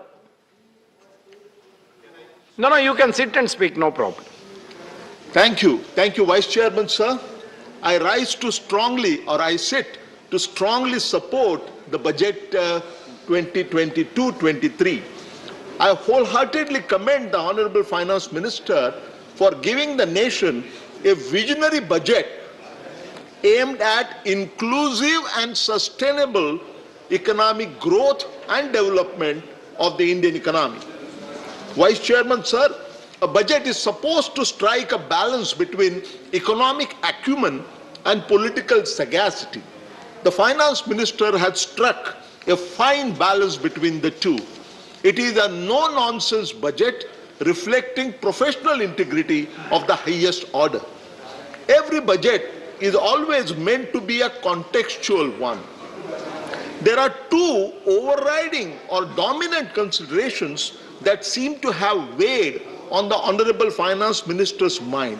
First, the Indian economy has staged an exceptionally smart recovery, posting 9.2% real GDP growth, rising from the depth of the unprecedented corona pandemic. And the second, financial year 2023, that is the next year, it marks the beginning of the Amrut Kal, when our nation will be transiting from India at 75 to India at 100. Both of these considerations, sir, call for laying a solid foundation for India at 100. And in my view, this is precisely what the Honorable Finance Minister has achieved in this budget. I call this budget a visionary budget because it effectively translates into action the great vision given by Honorable Prime Minister while addressing the nation on 15th August 2021. Sir, before I go into the heart of the budget, please allow me to point out some bloopers and blunders that were committed by some of our esteemed colleagues while speaking in this August House yesterday. First, I'll take on Shri Jawahar Sarkar. Shri Sarkar emphatically argued that the proposed expenditure on education as the ratio of GDP in the budget is only 1% of GDP. This is completely wrong. Even in 1951, we had a greater amount of expenditure, public expenditure on education. Actually, sir, the proposed expenditure on education is around 4% of GDP, not 1% of GDP. I would urge my learned friend to get his facts straight and not mislead this august House. Secondly, I would like to take on Shri P. Chidambaram. According to Mr. Chidambaram, Finance Minister says that the nominal GDP is expected to grow at the rate of 11.1% in the next year. Economic survey, again Mr. Chidambaram quotes, that the real GDP growth in the next year, that is financial year 2022-23, is expected to be 8%. He then questioned the Finance Minister and he said, does it mean that the inflation in India in the financial year 22-23 is going to be only 3.1%? That 3.1% comes from the difference between 11.1% nominal GDP growth minus the real GDP growth of 8%. According to Shri Chidambaram, only one of the two numbers are right. One of the number has to be wrong. Either the nominal GDP growth number is wrong or the real GDP growth number is wrong. Not really, Chidambaram sir. The difference between nominal GDP growth rate and the real GDP growth rate is not CPI inflation, it is not WPI inflation. The difference between the two is actually the widest measure of inflation called GDP deflator. And the inflation based on GDP deflator, which is embedded in this budget of 3.1%, is perfectly feasible. Why?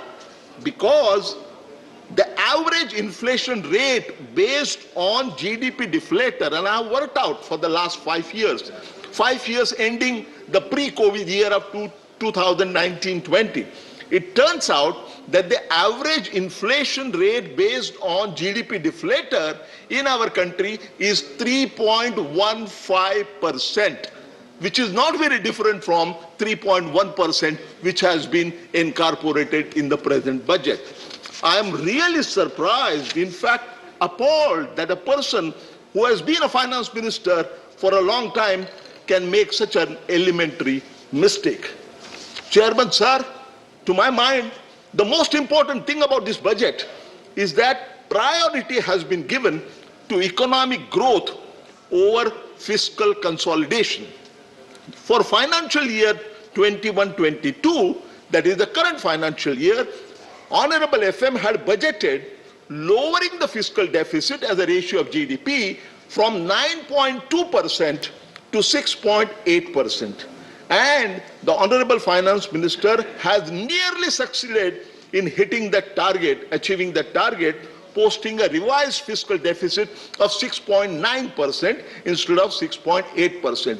This is excellent fiscal marksmanship. And for the year 22-23, sir, the Honorable FM has placed a budget estimate at only moderately lower level of 6.4% of GDP. Some members questioned this and said that this number is also very large, and when last time we had fiscal deficit of such large magnitude, we had an unprecedented crisis of 1991. These critics forget that during the 1991 crisis, it is true that fiscal deficit was very large, but at that time, our foreign exchange reserves were only $1 billion. Sir, today, our foreign exchange reserves are $630 billion US. The situation is not comparable at all. Vice Chairman, sir, this avoidance of a sharp reduction in fiscal deficit as a percentage of GDP, especially against the backdrop of buoyant tax revenues, and that too in GST, unmistakably it implies greatly enhanced public expenditure. The best thing about this budget, sir, is exceptionally large increase in capital expenditure to the tune of as much as 7.5 lakh crore. And of this enhanced capital expenditure, again it is noteworthy that as much as 43.3% is being devoted to building world-class infrastructure of roads, railways and so on. The strategy underlying this budget is very clear. Sharply increase public investment would entice greater private investment. It would create more jobs, more income. In turn, that would create larger consumption demand. And to meet that demand, there would be more production, and therefore there would be more jobs. This virtuous circle will lay down the foundation of a sustained economic growth as the India transit at India 75 makes a transition to India at 100. A question is being asked, sir, in some responsible quarters, why has the finance minister refrained from giving a big push to consumption, say through cut in direct taxes or through consumption vouchers? It is argued that increasing purchasing power in the hands of people would raise the consumption demand, it would mean greater production, and it would promote economic growth. Please conclude, sir. Yes, one more minute, sir. The Honorable Finance Minister does not seem to have accepted this logic. To my mind, sir, there are at least two reasons at this point of time to prefer investment-led growth to consumption-led growth. The two reasons being, the first is the number of social safety measures which were taken during the second wave of corona pandemic has been very large. Recall the 5 mini budgets to mitigate the devastating impact of the pandemic, some of which in fact are continued in this budget.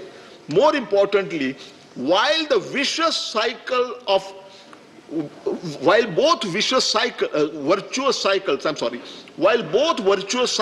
Sorry, your time is over. 30 seconds, sir, 30 seconds, please. While both cycles, one consumption-led and other investment-led, both are correct in principle, the virtuous cycle of investment-led growth is much stronger than the virtuous cycle of consumption-led growth. It is important to recall that economic theory talks about investment multiplier. It doesn't talk about consumption multiplier. In other words, the durable impact of enhanced public investment is much stronger than equally large increase in consumption expenditure by government. I strongly endorse this budget 22-23. Thank you, Vice Chairman, sir. Thank you. The next speaker, Shri Birendra Prasad Bhaishya. Sir, you have 5 minutes. Thank you, Chairman, sir. On behalf of my party, Assam Gana Parishad, I raise here to support the bill, sir. My time is very short, but I have to speak on a long budget, so it is difficult to conclude within the 5 minutes. I request you kindly consider, if possible for your end, kindly consider extend some more time, sir. Madam Finance Minister, I compliment you. In this critical time, you perform a good budget. Because election of the UP, election of the other state is knocking the door, people in general thought that your budget will be focused on to get vote in election, but you are not doing this thing. This budget is a growth-oriented budget. In your speech, Madam Finance Minister has said, we expect in coming year, our economic growth is going up to 9.2%. In this critical time, it will be very good growth, and definitely with this growth, now we can compare other development country in the growth area also. Sir, Prime Minister took lots of initiative for the infrastructural development, socio-economic development of our country, sir. PM Gati Shakti is transferable approach for the economic growth and sustainable development. The approach is driven by the 7 engines, namely roads, railways, airport, ports, mass transportation, waterways, etc. In infrastructure, this budget has given lots of opportunities. Near about 25,000 crore is going to spend in the coming year for the expansion of the national highway, about 25,000 kilometers. This is a welcome move, sir. For railway also, you have taken lots of initiatives, sir. Sir, from budget we have seen government has decided to expand the capital expenditure more than 30%, sir. When capital expenditure is going to increase, sir, definitely new railway project, new ports, new infrastructure project is coming up, sir. It will create, sir, job opportunity to our country, sir. Madam Finance Minister, in her budget, she said government has estimated to employ near about 60 lakhs people in this financial year. This is a welcome move, sir, because unemployment is a great issue for all of us, sir. We are everybody concerned about this issue, sir. Definitely, sir. I'm sure, sir, this approach will be helpful to curb the unemployment in our country, sir. We salute to our farmers, sir. During this period, this world COVID time, our agricultural products increased by 30%, sir. And during this war period, sir, our horticultural production also increased by 33%, sir. And government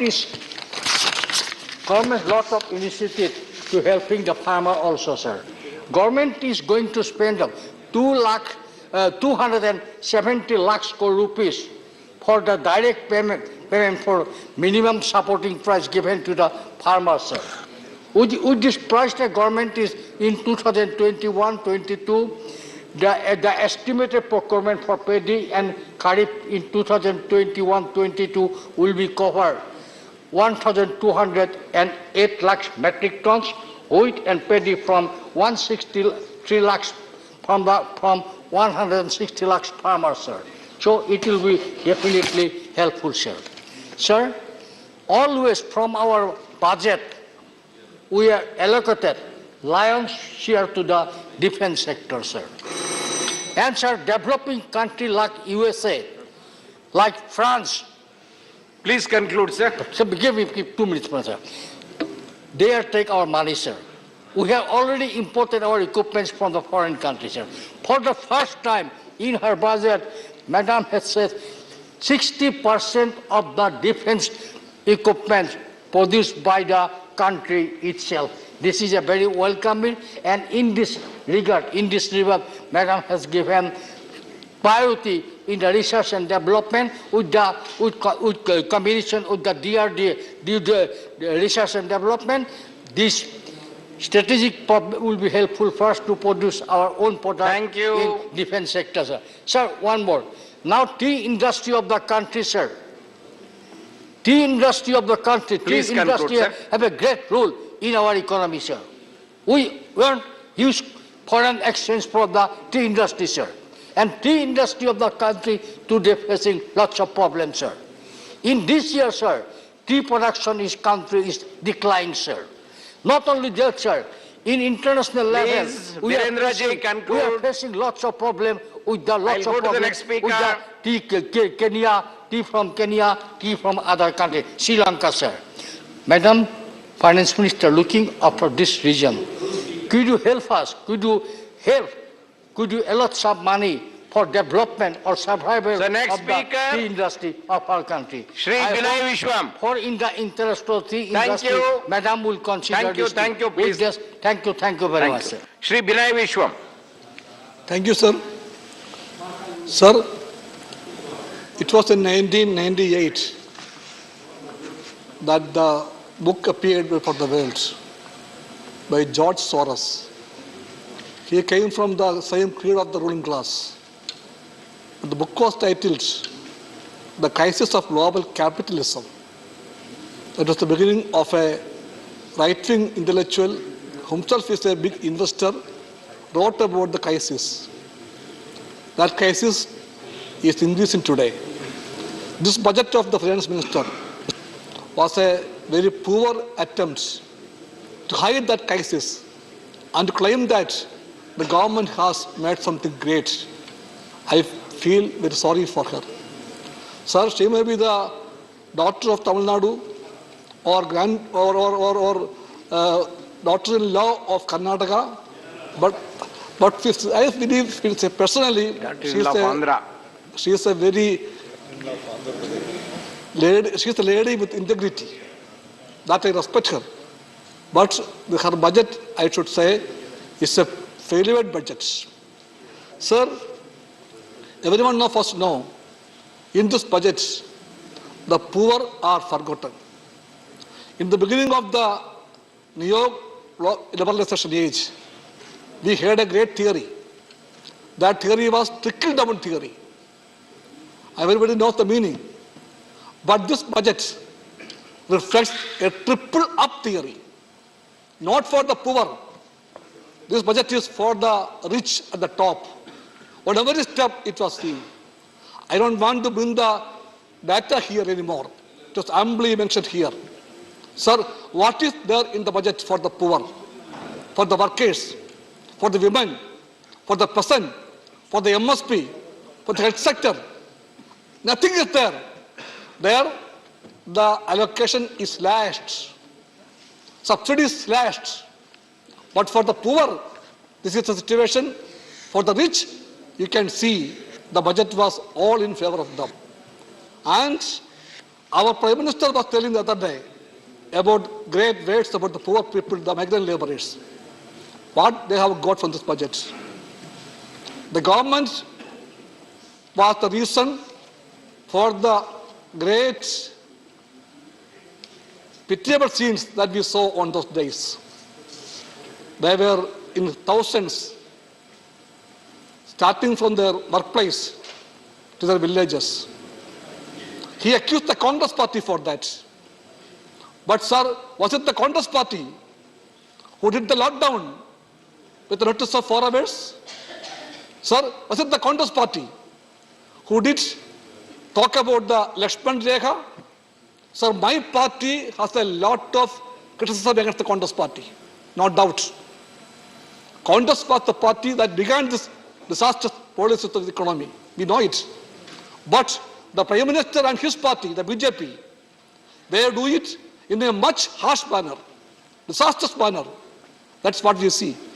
Always this government talk about Vivekananda. So let me quote from Vivekananda.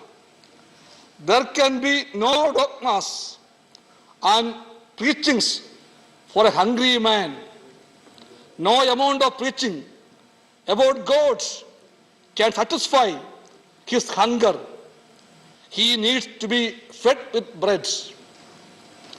That bread was denied for him by the BJP government, by lockdown. That was the reason for that tragedy of this. So how can this government forget those seen in the rail tracks of Aurangabad? The people were hit by a train and killed. Do you remember that? And this budget forgotten them completely. Completely forgotten them. Sir, once I heard the Prime Minister talking loud about the wealth creators. He said that the government will support the wealth creators. And who are the wealth creators for the government? It was mentioned here. For this government, wealth creators are Adani, Ambani, and Tata Birla type of people. He mentioned about Tata Birla on the left also. That once upon a time, we shouted Tata Birla government. Yes, we shout today. This is a Adani, Ambani government, a Tata Birla government, a government which surrendered Air India to Tatas with a paltry cost. This is the government of the exploiters. You have no doubt about that. And that government should not forget certain facts. Sir, the real wealth creators, who are they? The peasants. They created the wealth. They are feeding us. The workers, the migrant laborers. all those wealth creators are forgotten and all the exploiters are taken care of. Sir, I don't want to go back again to the figures. Ample of them are with me, but you have rung the bell. Sir, the ecosystem was the word she was using always. Ecosystem. The ecosystem of the economy is shattered by the carbon emission from this government. So the ecosystem cannot be saved with this level of emission of carbon from the financial policy of this government. It has to be protected. That is the need of the hour. I think my party believes that BJP cannot do it. It's a party which preaches a lot for the poor, but that's a party which acts only for the rich. And that rich will not save this country. They are only concerned about their profits and that alone. Sir, the words of Pope Francis is very important today for the whole world. I respect him. The world respects him. Our Prime Minister invited him to India also. We all wait for him to come to India. Pope Francis once told, the marketplace by itself cannot resolve every problem. Madam Finance Minister, please remember it. However, much we are asked to believe this dogma of neoliberal faith. Whatever the challenge, this impoverished and repetitive school of thought always offers the same recipes of neoliberalism. Mr. Bishop, please conclude. Sir, please. Your time is up. Neoliberalism simply reproduces itself by resorting to the magic theories of spillover or trickle without using the name as the only solution to social problems. Trickle-down theory is... Okay. I am calling the next speaker. Now, one last part. Sir, let me quote from Karl Marx also, one sentence, one short part, very important. Because Thank you. Sir, Marx is the... Thank you. The next speaker is Kapil Sibal. Marx is the... Sir, please. Marx is the philosopher of tomorrow and today.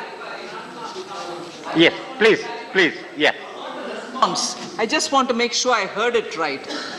Did Honorable Member Vinay Vishwam first quote Pope Francis and immediately after that is quoting Marx? I just want to be sure. Sir, if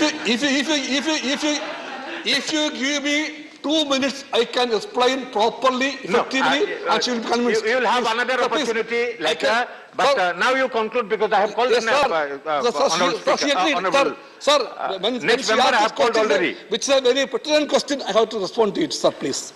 Nothing will go on record now. I have already called the next speaker. Sir, please. Mr. Kapil Sibal. Sir, please, a bit more democrat, please. A bit more democrat, please. 1 minute. 1 minute. Madam, why I quoted Marx after Pope Francis? No. You need not reply to her. You need not reply to her. You conclude. Half a minute. The bourgeoisie has stripped off its hollow every occupation hitherto honored and looked up to with reverent awe. It has converted the physician, the lawyer, the priest, the poet, the man of science into its paid wage laborers. I would add, it has the governments also. Mr. Sibal, not Kapil Sibal's speech will go on record now. Please. अध्यक्ष, मैं आपका और अपनी party का आभारी हूँ कि आज इस बजट पे जो चर्चा हो रही है मुझे उसमें बोलने का मौका मिला। मैडम, आपके पीछे का madam,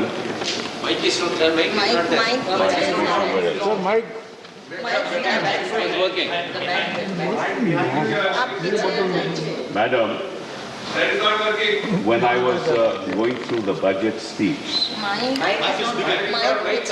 so may I just go back and then sort of maybe hopefully... Oh, I come in front. Sorry.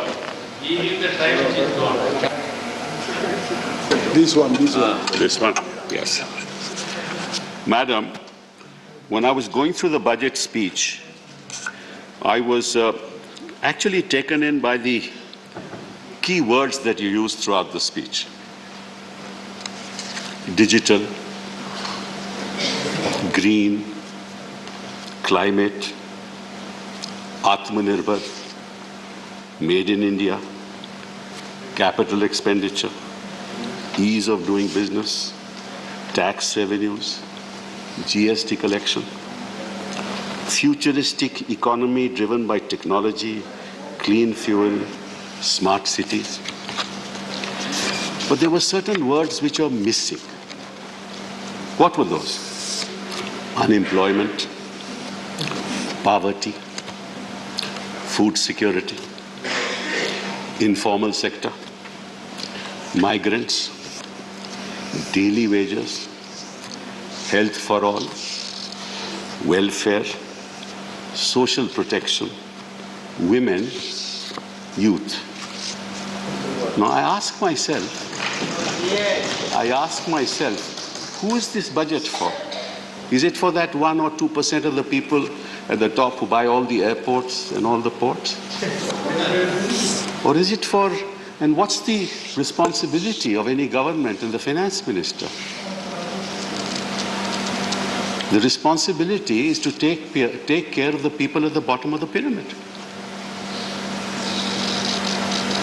वित्त मंत्री जी, जब आप किसी परिंदे को उड़ते देखते हैं तो वो आसमान पे नहीं देखता। कभी देखा आपने कि परिंदा आसमान की तरफ देख रहा है? और जो पशु, जो जानवर जो नीचे जमीन पे हैं, कभी उनको देखा है कि वो आसमान की तरफ देख रहे हैं? कभी नहीं देखा ना? क्यों? क्योंकि असलियत जमीन पे होता है। आप लोग आसमान की तरफ देखते हो, फेंकते हो, सपने फेंकते हो, सपने दिखाते हो। जमीन को देखिए, हिंदुस्तान की जनता के हालात को देखिए। जो एक महिला वो ये सोचती होगी कि मेरा कल क्या होने वाला है, उसके बारे में तो आपने सोचा ही नहीं। हम बात करते हैं, शुरुआत करते हैं अनएम्प्लॉयमेंट की। मैं ज्यादा आंकड़ों में नहीं जाऊंगा because you can juggle data but you cannot juggle facts. तो थोड़ा मैं अनएम्प्लॉयमेंट के बारे में आपको कुछ बताता हूं। पहली बात तो यह है कि आप अगर यूथ अनएम्प्लॉयमेंट की बात करें, so World Bank data 2019 says that India had a level of unemployment of 23% amongst the youth. 23%. China unemployment rate in neighboring countries 2020 data by the Center for Economic Data and Analysis based on ILO database. China had an unemployment of 5%, Bangladesh 5.3%, Pakistan 4.65%, Sri Lanka 4.84%, and India 7.11%. This is where we are. This is your shining India, whatever. Now, you have said that I have increased the capital expenditure by 2 lakh crore. That's what you say, to 7.5 lakh crores. तो जो 2 लाख करोड़ है, that is for the purposes of building infrastructure. But आपने कभी देखा कि जो unemployment है वो कहाँ है? आज के दिन अनएम्प्लॉयमेंट कहाँ है? मैं आपको बताता हूँ, शायद आप भूल गए होंगे। इंडस्ट्री वाइज जॉब लॉसेस आपको बताता हूँ। Manufacturing 9.8 million loss of jobs. Hotel and tourism 5 million. Education 4 million. Overall services sector 1.8 million.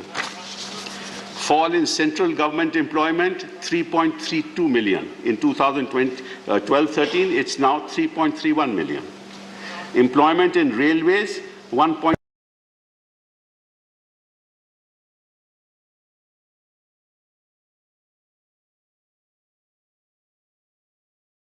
In sectors का क्या होगा? होटल और टूरिज्म का क्या होगा? एमएसएमई सेक्टर का क्या होगा, एजुकेशन का क्या होगा, ओवरऑल सर्विसेज सेक्टर का क्या होगा? तो when you have to deal with unemployment, you have to do it sector wise. You have to give them relief sector wise. जो आपके सड़कों में जो लोग लेबर आती है वो मोस्टली अनस्किल्ड रहती है। अच्छी बात है कि आपने 2 लाख करोड़ दिया है, उसमें से 1 लाख करोड़ तो आपने लोन दिया है स्टेट्स को, केवल लोन, वो भी 50 साल इंटरेस्ट फ्री लोन। इसका मतलब क्या होगा कि वो पहले तो आप तय करेंगे कि स्टेट को जाएगा, वो ये भी मालूम है कि किन किन स्टेटों को मिलेगा। फिर कई स्टेट चाहेंगे ही नहीं कि आपसे लोन ले, क्योंकि वो टाइड अप रहेगा, क्योंकि अगर वो कोई भी प्रोजेक्ट डालेंगे तो आपकी अनुमति चाहिए। तो ऐसे बजट नहीं बनने चाहते। कल मेरे चिदम्बरम साहब ने 3 Ws की बात की थी, अभी हम वेल्थ की बात करते हैं, because I believe that this particular budget has no vision, no real long-term plan. And let me explain something to you, and through you, hopefully the people of India are listening. Anywhere in the world, wealth is created in universities. Wealth is never created by industry. Industry uses the ideas and the innovations that come through young people in the universities and then turn them into goods and services. So if you give benefits to industry, it's not going to create wealth. It is going to create wealth for those individuals, but the real wealth for the nation will be created in the university system. And let me tell you that, and you'd be really shocked. And the other real wealth created will be on the basis of research and development. What kind of investment do you make in research and development? I'll give you some very interesting figures. That's why countries like America are wealthy, and that's why countries like India are where we are. The R&D percentage of GDP, and I'll not go into that, the US spends, mark the figure, $606 billion every year on R&D. What is our expenditure? And this is on PPP terms. Our expenditure is 47 billion. How is this country going to progress? China spends $514 billion on R&D. Countries like Japan spend 172, and they've got much smaller populations, $172 billion. Germany, $131 billion. France, $63 billion. Now, unless you put money in R&D, how will you create wealth? Unless you give your students the freedom, not the kind of freedom that we have seen in JNU, but the freedom to think, to converse, to have the freedom to decide on what to do, to bring about new ideas. If you go to any university in the United States, most of the universities are funded by the government. And in fact, there are businesses who have built campuses in the university system through their investment, aided by government. Now, if you don't give freedom in education, if you don't do investments in research, you're not going to create wealth in this country. And you've seen it in your 2019 budget. Look at the kind of benefits you gave to industry. Reducing the tax to 25%, then to 15%. The total tax now for new industry is 17% if you set up a new industry. No, they are not going to create wealth for the country. They may create some jobs. So I think that this nation should realize that unless we invest in the university system, for the ideas, for the IP to be created. What happens in the university system? The IP is created, and then business comes and does prototypes, and after prototypes, they actually see whether it's a viable commercial proposition. उसके बाद फिर वो बनते हैं, industry में जाता है और वस्तुएं बनती हैं और सर्विसेज होती हैं. अगर उसमें आप ध्यान ही नहीं दोगे तो आप कौन से वेल्थ की बात कर रहे हो? तो ये एक बहुत बड़ी भारी समस्या है. और फिर दूसरी बात कि हिंदुस्तान को मैं समझता हूं जैसे हमारे घरों में परिवार है, हिंदुस्तान भी एक परिवार है। और जो माँ होती है वो क्या सोचती है? हमेशा सबसे जो कमजोर बच्चा होता है ना, हमेशा उसके बारे में सोचती है। और अगर कोई कमी रह गई हो, क्योंकि जो अपने आप में ठीक ठाक है, आत्मनिर्भर है बच्चा, उसको तो आप छोड़ देते हैं कि आप आत्मनिर्भर रहो। हम उन लोगों की मदद करेंगे जो आत्मनिर्भर नहीं हैं। इस बजट में आपने देखा कोई मदद दी उनको आपने? ये बड़े दुख की बात है। और आप बात कर रहे हो अमृतकाल। अमृतकाल, मैं तो 2014 से अब तक राहु काल देख रहा हूं। कौन से अमृतकाल की बात कर रहे हो आप? अब देखिए ना, ये कौन सा आप अमृतकाल की बात कर रहे हो? ये तो राहु, देखिए ना। और फिर असलियत क्या है? आप फिर यहां पे मैंने कल प्रधानमंत्री को मैं बड़ा अचंभा रहा कि उन्होंने टुकड़े टुकड़े लोगों की बात की, टुकड़े टुकड़े गैंग। अरे भैया मुझे ये बताओ, जो सभ्यता के टुकड़े टुकड़े करता है, जो इतिहास के टुकड़े टुकड़े करता है, जो संविधान के टुकड़े टुकड़े करता है, जो भाईचारा के टुकड़े टुकड़े करता है, वो टुकड़े टुकड़े गैंग का लीडर है।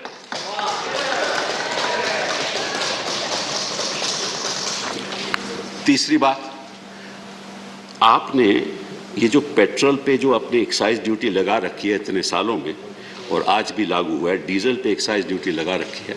मैं आपके द्वारा, आपके माध्यम से जनता को ये बताना चाहता हूं कि 2014 में पेट्रोल का जो कीमत था पर लीटर वो 71 रुपया था, और जनवरी 2022 में वो 95 रुपए है। सेंट्रल एक्साइज जो हमने लागू की 2014 में वो 9.20 पर लीटर, 9.20 रुपए पर लीटर, और आपने 27 रुपए कर दिया उस पे एक्साइज। कितनी बढ़ोतरी हुई? 203%, 203%। डीजल पे 55 रुपए उसका दाम था पर लीटर, उस पे एक्साइज थी 3.46। आज दाम है 86 रुपए, उस पे एक्साइज है 21 रुपए, और उसकी जो बढ़ोतरी है वो 530% है। 530% बढ़ोतरी। और मैं सोच रहा था, क्योंकि आजकल यहां औरंगजेब की बात बड़ी होती है, तो मैं इतिहास को देख रहा था, और इतिहास में मुझे ये पता चला कि एक शख्स जो हमेशा, हाँ जजिया की बात हो रही है, जो अहमद शाह था, 1414 में सबसे पहले जजिया उसने लागू किया। उसके बाद अकबर आया, एम्परर अकबर आया, उसने उसको खत्म कर दिया। फिर औरंगजेब आ गया, उसने दोबारा 1679 में लागू कर दिया, और उसने ये कहा कि जो वंचित लोग हैं, जो अनएम्प्लॉयड लोग हैं, उस पर लागू नहीं होगा, जो गरीब लोग हैं उस पर लागू नहीं होगा, जो हमारी रक्षा करते हैं आर्मी के लोग, उस पर लागू नहीं होगा। ऐसा औरंगजेब ने कहा। और आप बात करते हो औरंगजेब की, ये तो औरंग से भी बदतर बात है कि आपने सब पे लागू कर दिया, वो भी 530% और 203%। तो मैं आपसे पूछना चाहता हूं कि आप किस दिशा में जा रहे हो? आपको इतना मालूम नहीं कि जो हमारा गरीब आदमी है और जो मिडिल क्लास भी है, वो जो स्कूटर पे जाता है, जब उसको 95 रुपए 100 रुपए देना पड़ता है, उसको क्या तकलीफ होती होगी? और आप बात करते हो डिजिटल इंडिया की, आप बात करते हो कनेक्टिविटी की, और जहां तक एजुकेशन का सवाल है, मैं कुछ और बातें आपके सामने रखना चाहता हूं कि इस देश में कितने ऐसे लोग हैं जिनके पास सुविधाएं हैं कि वो कनेक्टिविटी के द्वारा शिक्षा प्राप्त कर सकें। कितने लोग ऐसे हैं? और मैं आंकड़े आज के दिन आपको नहीं देना चाहता, लेकिन बाय एंड लार्ज देहात में लगभग 6 या 8% लोग होंगे जो कनेक्टिविटी कर पाए। 2 साल से बच्चे स्कूल नहीं जा रहे, और आप कह रहे हो कि आप टेलीविजन चैनल्स खोल दोगे, प्रोग्राम बना दोगे। अरे किस झोंपड़ी में टेलीविजन लगेगा और कहां वो ये सब लेसन्स लगाएंगे? आपको मालूम है? आपका पहले तो मैं वित्त मंत्री जी आपसे कहूंगा कि मेरी एक गुजारिश है, आपकी पार्टी कहेंगे आपको जरा एक इलेक्शन लड़वा दे, फिर आपको पता चलेगा जमीनी हालात क्या है हिंदुस्तान के। और जहां तक मनरेगा सवाल है, आपने उसका देखिए 73,000 करोड़ कर दिया मनरेगा का आपके एलोकेशन, 1,10,000 करोड़ था, उसका 73,000 करोड़ कर दिया, और उसमें आपने लगभग 13,000 करोड़ अभी प्रदेशों को देना है, तो एक्चुअल एलोकेशन केवल 60,000 करोड़। तो आप किस दिशा में जा रहे हो? फिर रही स्वास्थ्य की बात, क्योंकि वही बहुत, जब तक बच्चे का एजुकेशन सही नहीं होगी, स्वास्थ्य सही नहीं होगा, तो हिंदुस्तान की जो संपत्ति है वो आप पैदा कर ही नहीं सकते। आप बच्चों पे ध्यान दो, ये बड़े बड़े लोग हैं ना, उनको छोड़ दो, क्योंकि उनको मालूम है कैसे वेल्थ बनाना है, वो आपको भी मालूम है, उनको भी मालूम है। वो सुविधाएं उनके पास हैं, जिनके पास सुविधाएं नहीं हैं उनके बारे में सोचो। Actually, आज मैं सुबह I was reading an article by Ranganathan ji, who's been the ex-governor of the Reserve Bank of India, and he said today that look, what is lacking is gross demand shortage. Unless you put money in the hands of people and they spend, the economy will not move forward. Their purchasing power has to be increased. How do you increase their purchasing power? By reducing Manrega? By not giving them any benefits. Those sectors which have been destroyed by the economy because of the pandemic, you're not at fault at that. You're not at fault at that. इसीलिए आपके प्रधानमंत्री जी को ये जो अमृत काल है उसकी बात नहीं करनी चाहिए, क्योंकि ना वो रहेंगे, ना हम रहेंगे, ना आपके रहनुमा रहेंगे, और ना नफरत के बयान रहेंगे। 2047 तक वो नफरत के बयान भी नहीं रहेंगे। तो आप जरा इस बात पे सोचिए। Just wind up now. In 1 minute, sir. I'll not take more than 1 minute. Don't worry. So the last thing I was talking about was health sector, and I'll just give you a few figures and then I'm done. In the health sector, I just want to tell you one thing, that the health expenditure in select countries in 2018, I don't have the figures after that, I'm sure the finance minister will be able to give them. हमारा जो per capita expenditure in health है वो $172 है, per capita expenditure in health, और Germany का है 771, France का 485, Italy का 853, साउथ कोरिया का 1044 पर कैपिटा, चाइना का $334। तो अगर हमारा पर कैपिटा एक्सपेंडिचर हेल्थ का इस हालात, ये जो हालात दिख रहे हैं मुझे, तो बच्चे का ना तो स्वास्थ्य ठीक होगा, ना उसकी शिक्षा ठीक होगी, तो वेल्थ आप अडानी अंबानी से बनवाइएगा। बहुत बहुत धन्यवाद। Thank you, Kapil Sibal ji. Now, Sushil Modi ji.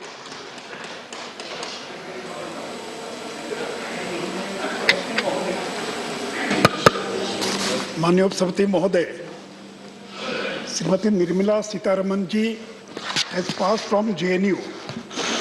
She does not have a degree from Harvard Business School, जो डिग्री चिदम्बरम साहब के पास थी। लेकिन मैं कह सकता हूं कि निर्मला सीतारमन जी ने ग्लोबल फाइनेंशियल क्राइसिस के समय जो कांग्रेस ने बजट पेश किया था, और टेपर टेंटम 2012-13 के समय में जो कांग्रेस ने बजट पेश किया था, she is presented 100 times better budget in such adverse conditions. अब सती महोदय, स्पेनिश फ्लू आया था 17-18 में, 1.5 करोड़ लोग मरे थे भारत के अंदर। भारत की आबादी थी 30 करोड़ और 1.5 करोड़ लोग मर गए थे। और सती महोदय, इस कोविड काल में 5 लाख से ज्यादा लोगों की भारत में मृत्यु हो गई, जो अत्यंत दुखद है। लेकिन उपसभापति महोदय, अमेरिका की आबादी 33 crore, which is 1/4 of India, and 9,26,000 people died in America. Brazil has a population of only 21 crore, which is 1/7 of India, and 6,32,000 people died. Russia's population is 1/10 of India, and 3,35,000 people died in Russia. In UK, which is a 20 times less population than India, and 2 lakh people died in UK. सती महोदय, अगर नरेंद्र मोदी जी का नेतृत्व नहीं होता और front line workers, doctors, nurses का सहयोग नहीं होता तो इस देश में 5 लाख नहीं 50 लाख से ज्यादा लोग मर गए होते। सोचते थे 50 लाख से ज्यादा। हमारे पास तो अमेरिका, यूके, फ्रांस, ब्राजील जैसी और हेल्थ की सुविधा नहीं है, फिर भी हमने इस देश के 40-45 लाख लोगों को मरने से बचा लिया। और नहीं तो सती महोदय, क्या होता ये कोई नहीं जानता है। इसलिए किसी ने ठीक ही कहा, वसुधा का नेता कौन हुआ? वसुधा का नेता कौन हुआ? भूखंड विजेता कौन हुआ? अतुलित यश क्रेता कौन हुआ?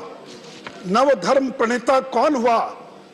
जिसने न कभी आराम किया, विघ्नों में रहकर काम किया। ये थे नरेंद्र मोदी, जिन्होंने विकट परिस्थितियों में देश का नेतृत्व प्रदान किया।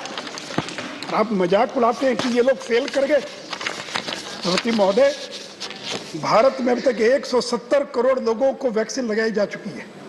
170 करोड़, अमेरिका में 53 करोड़, ब्राजील में 36, जर्मनी में 16, रशिया में 15, यूके में 13। और सती महोदय, ये जो vaccine made in India, made by India, और सती महोदय आप कल्पना कीजिए कि अगर भारत ने वैक्सीन भारत में अगर नहीं बनी होती तो 140 करोड़ लोगों को वैक्सीन लगाने के लिए हमको दुनिया के सामने जाकर भीख मांगनी पड़ती कि हमको वैक्सीन दीजिए, और वर्षों लग जाते तो भी हम देश के 140 करोड़ लोगों तक वैक्सीन नहीं पहुंचा पाते। सत्य महोदय, हमने कोविन का टेक प्लेटफॉर्म डेवलप किया, QR कोडेड सर्टिफाइड हमने लोगों को सर्टिफिकेट प्रदान किया, 1 लाख कोल्ड चेन स्थापित किया, और लास्ट माइल डिलीवरी तक हमने और वैक्सीन को पहुंचाने का काम किया। और सत्य महोदय, मैं सदन को बताना चाहूंगा कि दुनिया में केवल 7 देश हैं जो वैक्सीन पैदा करते हैं। USA, China, India, France, UK, Russia, Canada, केवल 7 देश। और आज अफ्रीका कॉन्टिनेंट का क्या हाल है? केवल 16% लोगों को फर्स्ट डोज लगा है और केवल 11% लोगों को सेकेंड डोज लगा है। और सती महोदय, इतना ही नहीं तो भारत ने 150 से ज्यादा देशों को कोविड-19 related medical and other assistance देने का काम किया है। और सती महोदय, 28 जनवरी तक हमने दुनिया के 100 से ज्यादा देशों को 14 करोड़ 63 लाख डोजेस वैक्सीन मुफ्त में देने का या कॉमर्शियल एक्सपोर्ट करने का काम किया है। और महोदय, जिस भारत ने कोविड काल में, और ये नरेंद्र मोदी है जो कभी विचलित नहीं होते विपरीत परिस्थितियों में, और दिनकर ने ठीक ही कहा, सच है विपत्ति जब आती है कायर को ही दहलाती है। सच है विपत्ति जब आती है कायर को ही दहलाती है। शूरमा नहीं विचलित होते, क्षण एक नहीं धीरज खोते, विघ्नों को गले लगाते हैं, कांटों में राह बनाते हैं। यह है नरेंद्र मोदी की ताकत। तो सत्य महोदय, इस कोरोना काल के अंदर भारत ने जिस तरह से मुकाबला किया, सत्य महोदय, मैं कल से भाषण सुन रहा हूं कांग्रेस के नेताओं का, पता नहीं उन्होंने अपने 50 साल में कितने रोजगार पैदा किए। लेकिन सत्य महोदय, इस बजट का अगर कोई एक फोकस है तो that is job job job, रोजगार रोजगार रोजगार। इसके हर एक पन्ने पर रोजगार लिखा है, इसके हर एक पन्ने से रोजगार पैदा होता है। सत्य महोदय, हम ऐसा विकास देश को दे रहे हैं जो रोजगार पैदा करने वाला विकास है। Job oriented growth, growth with job creation. सत्य महोदय, रोजगार लोगों को डोल देने से पैदा नहीं होता है, कैश ट्रांसफर देने से, इनकम सपोर्ट से रोजगार पैदा नहीं होता है। हमने भी इनकम सपोर्ट दिया है, हमने भी लोगों को मदद की कोरोना काल में। लेकिन सत्य महोदय, अगर रोजगार पैदा होता है तो कैपिटल एक्सपेंडिचर से, अगर रोजगार पैदा होता है तो मैन्युफैक्चरिंग से। और सरस्वती महोदय, किसी ने ठीक ही कहा, न पूछो कि मेरी मंजिल कहाँ है, न पूछो कि मेरी मंजिल कहाँ है, अभी तो सफर शुरू किया है, न हारूंगा हौसला उम्र भर, न हारूंगा हौसला उम्र भर, मैंने किसी से नहीं खुद से वायदा किया है। नरेंद्र मोदी ने केवल जनता से नहीं, खुद से वायदा किया है। सरस्वती महोदय, कैपिटल एक्सपेंडिचर का जिक्र हो रहा है। सरस्वती महोदय, पिछले 4 साल में India has spent, will be spending, if you include 2023, 20 lakh crore, 20 lakh crore हम पिछले 4 साल में, इस साल को मिलाकर केवल कैपिटल एक्सपेंडिचर पर खर्च करने जा रही है, खर्च कर चुके हैं। आज तक आजाद भारत का इतना बड़ा कैपिटल एक्सपेंडिचर कभी नहीं हुआ था। इसलिए इस साल के बजट में 35% growth, 7.5 lakh crore, 7,50,000 crore, the outlay has been increase by 35%। और capital assets through grant in aid to states, अगर उसको जोड़ ले तो effective capital expenditure is 10,68,000 crore, which is 4.1% of GDP. और सरस्वती महोदय, ये कैपिटल एक्सपेंडिचर का मल्टीप्लायर इफेक्ट होता है। If you add 100 rupees, if revenue expenditure increases by 100 rupees, then only 98 rupees is added to the economy. But if you spend 100 rupees as a capital expenditure, 245 rupees is added to the economy in the same year, और बाद के वर्षों में 480 रुपया और economy के अंदर add होता है। सरस्वती महोदय, हमने हर चीज को और इसके साथ जोड़ा है। और कैपिटल एक्सपेंडिचर डिमांड भी क्रिएट करेगा, सप्लाई साइड को भी देखेगा। It will crowd in private investment, contractors, suppliers, huge job creation, skilled technician, cement, steel, sand, हर चीज की डिमांड बढ़ेगी। और इतना ही नहीं सोती महोदय, सिब्बल साहब तो कभी तो राज्यों से संबंध रहा नहीं, 1 लाख करोड़ हमने राज्यों को दिया कैपिटल एक्सपेंडिचर करने के लिए, and 50 lakh 50 years interest free loan. आज तो पता है कांग्रेस ने कभी राज्यों को इंटरेस्ट फ्री लोन 50 साल के लिए और कैपिटल एक्सपेंडिचर के लिए किया था कभी, सरस्वती महोदय? और सरस्वती महोदय, रोड के सेक्टर में we will be spending 2,42,000 crore. That is the highest ever expenditure in the road sector, and we will be building 25,000 national highways in the year 2023. और एक बात और बताना चाहूंगा, इस बार के रोड के बजट में हमने कोई बोरोइंग नहीं की है। इसके पहले 65,000 करोड़ हमने बोरोइंग की थी नेशनल हाईवे के लिए, and this year we have supported the national highway with the budgetary support. They will not be taking as a single penny as a borrowing.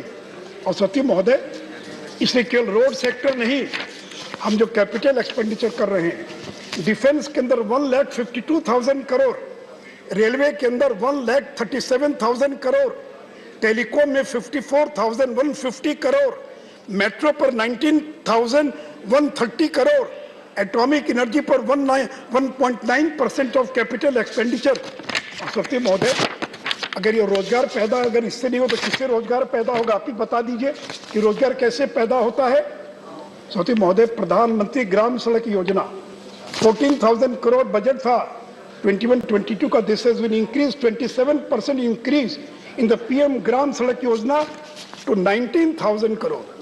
और ये नल जल योजना, क्या ग्राम सड़क योजना से रोजगार पैदा नहीं होगा? क्या नल जल योजना से अगर हम 3.8 करोड़ घरों में अगर हम 60,000 करोड़ खर्च कर अगर हम टैप्ड वाटर सप्लाई पहुंचाएंगे तो क्या जॉब क्रिएट नहीं होगा?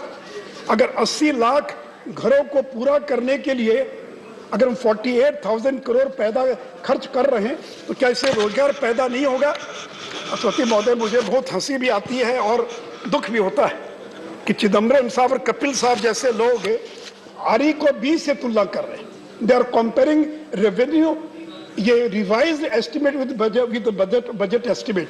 अरे चिदम्बरम साहब, इतना तो आपको मालूम, आप तो इतने बार वित्त मंत्री रहे कि हमेशा बजट एस्टिमेट को बजट एस्टिमेट से कंपेयर करते हैं। अगर मनरेगा में पिछले बार 72,000 करोड़ था और बाद में हमने इंक्रीज किया। इस बार भी बजट में हमने उतना ही रखा जो पिछले बार था। So now you are comparing budget estimate of 2023 with the revised estimate of 21-22.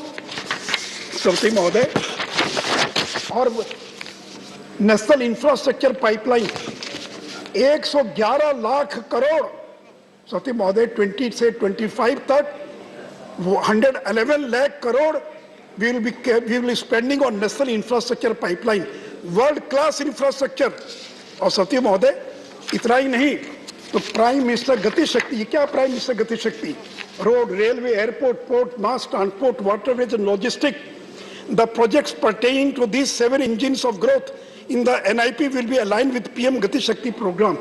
PM Gati Shakti और NIP, उन दोनों का अलाइन किया गया. Multi modal connectivity, world class modern infrastructure, logistic synergy among different modes of movement. और सती महोदय, आप कहते हैं मैन्युफैक्चरिंग की बात करते हैं. सती महोदय, productivity linked incentive scheme 14 sectors में additional production of 30 lakh crore, 30 lakh crore से ज्यादा का प्रोडक्शन, एडिशनल प्रोडक्शन विल भी अगले 5 साल में हम पैदा करेंगे. और 3,46,000 crore will be spent as a subsidy incentive to the industries in the 14 sectors. Semiconductors 76,000 crore semiconductors के क्षेत्र में हम खर्च करने वाले हैं एज ए इंसेंटिव. सोलर, हमारे देश के अंदर सोलर पीवीज नहीं है. सोलर जो मॉड्यूल, जो सोलर प्लेट्स होती हैं, उनको चाइना से इंपोर्ट करना पड़ता है. मैं निर्मला जी और पीएम को धन्यवाद दूंगा. This year she has increased from 4,500 to 19,000, additional 19,500 crore for manufacturing of solar panels. और सती महोदय, 280 gigawatt of installed solar capacity by the year 2030. Solar capacity 280 megawatt नहीं, 280 गीगावाट हम 2030 तक इस देश के अंदर और पैदा करेंगे. इसलिए सती महोदय, चाहे वो सेमी कंडक्टर्स हो, ऑटो कंपोनेंट्स हो, ऑटोमोबाइल्स हो, इलेक्ट्रॉनिक्स हो, केमिकल्स हो, फार्मा हो, मेडिकल डिवाइसेस हो, फूड प्रोसेसिंग हो, टेलीकॉम हो, टेक्सटाइल्स हो, व्हाइट गुड्स हो, ड्रोन्स हो, इस पर हम इतनी बड़ी राशि खर्चा करने जा रहे हैं. और अब कहते हैं कि रोजगार कहाँ से पैदा होगा? सती महोदय, नरेंद्र मोदी लंबे समय तक गुजरात के मुख्यमंत्री थे. उनको मालूम है, इसे किसी ने कहा हम तो दरिया हैं, हम तो दरिया हैं, हमें अपना हुनर मालूम है. हम तो दरिया हैं, हमें अपना हुनर मालूम है. हम जहां से जाएंगे वो रास्ता बन जाएगा. हम जहां से जाएंगे वो रास्ता बन जाएगा. अगर देखना चाहते हो तुम मेरी उड़ान को, अगर नरेंद्र मोदी की उड़ान को देखना चाहते हो, अगर देखना चाहते हो तुम मेरी उड़ान को, तो जाओ ऊंचा करो आसमान को. जितना ऊंचा कर सकते हो आसमान को करो, आसमान को. हम अपना हुनर दिखाएंगे. सती महोदय, ये जमाना मेटावर्स का है, वेब 3 का जमाना, आर्टिफिशियल इंटेलिजेंस का जमाना है. और कहते हैं कि डिजिटल से क्या होगा? कपिल सिब्बल साहब, आप तो कम से कम इस तरह की बात मत बोलिए. डिजिटल करेंसी, दुनिया में अभी तक केवल 9 देश है जिन्होंने डिजिटल करेंसी लॉन्च की है. And all these countries our nation islands. Bahamas छोटे छोटे देश हैं जिनकी आबादी 4 लाख 5 लाख होगी, उन्होंने डिजिटल करेंसी लॉन्च की है. India will be the 10th country in this world which will be launching digital currency.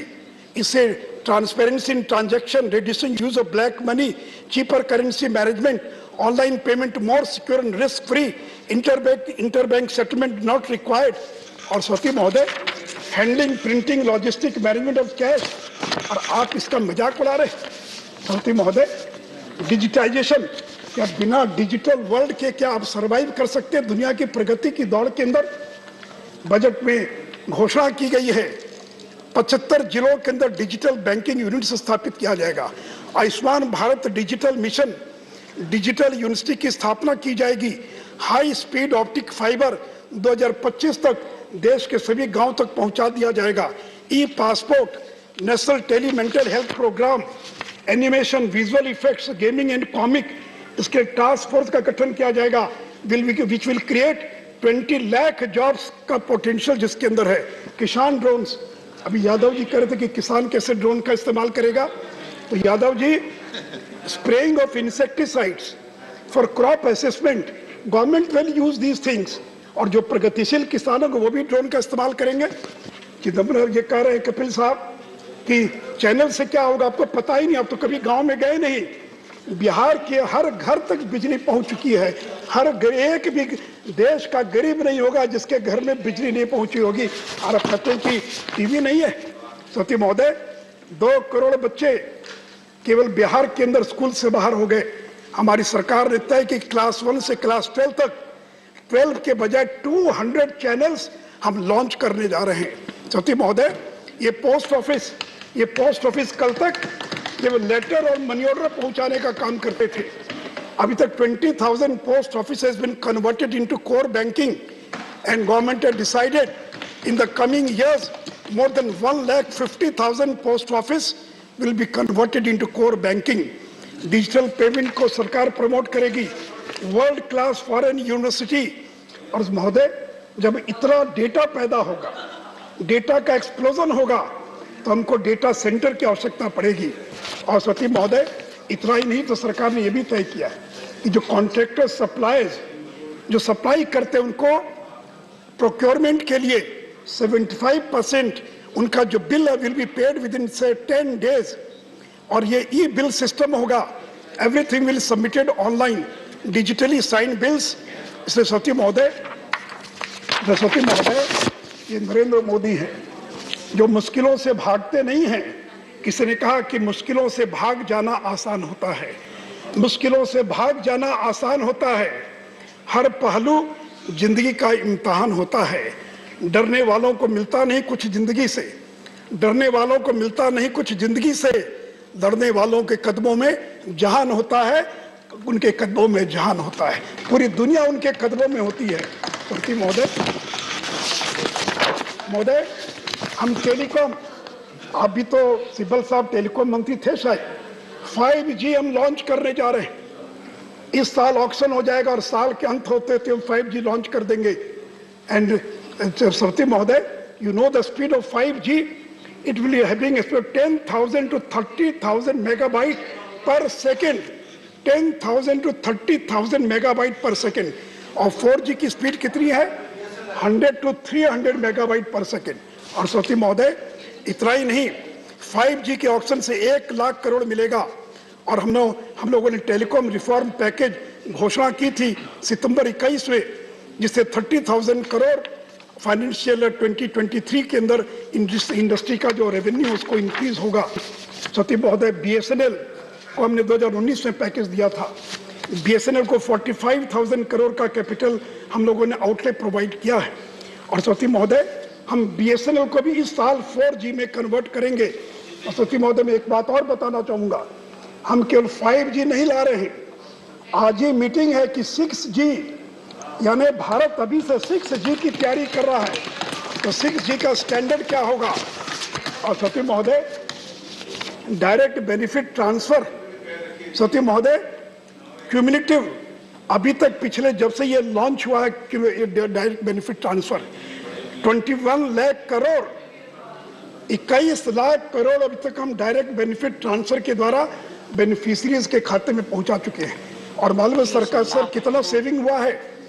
2,22,000 crore saving हुई है। 2,22,000 करोड़ की बचत हुई है भारत सरकार को केवल डायरेक्ट बेनिफिट ट्रांसफर के द्वारा। 4 करोड़ डुप्लीकेट रेशन कार्ड रद्द कर दिए गए। 4 करोड़ से ज्यादा LPG के फेक कनेक्शन खत्म कर दिए गए। 120 lakh metric tonne reduction of fertiliser sale में मदद मिली है। और सती महोदय, मोबाइल फोन 2014 में जब नरेंद्र मोदी जी प्रधानमंत्री बने तो केवल 2 इकाई थी, 2 यूनिट थी मोबाइल फोन की। और आज मुझे बताते हुए खुशी है, 2021 में 200 manufacturing units of mobile phones are in India. और जहां 14-15 में हम 6 करोड़ मोबाइल तैयार कर रहे थे, 2021 में we have manufactured more than 30 crore of mobile phones in this country itself.